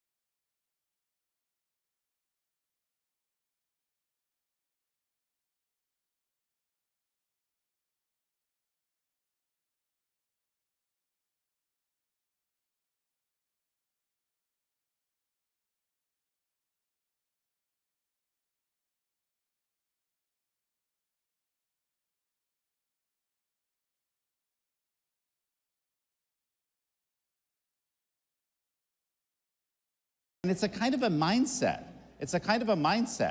So here we are. So China now is not only crushing its own health promotion movement, but they're promoting bad health in the United States. Talk to us about fentanyl. Well, so, okay, how many of you noticed that we have a new FBI director? Kash Patel, of course. One of the things that Kash kept talking about as he was going through his nomination hearings, okay, he said 100,000 Americans a year are dying of CCP fentanyl, and that is going to be one of the priorities of the FBI, okay? So that is the Make America Unhealthy Again movement. But we also have to have our own kind of individual agency here. We can't let Kash have to deal with this entire problem, or our foreign policy establishment deal with the entirety of that. So if we have enough time, we'll talk a little bit about things that can be done about fentanyl. I think it's one of the clear things that HHS can do together in partnership with the other agencies, and particularly the FBI and Kash, to help make America healthy again within measurable responses within 12 to 18 months.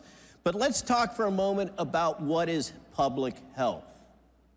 We all hear about public health, okay? Today's public health is not about medicine.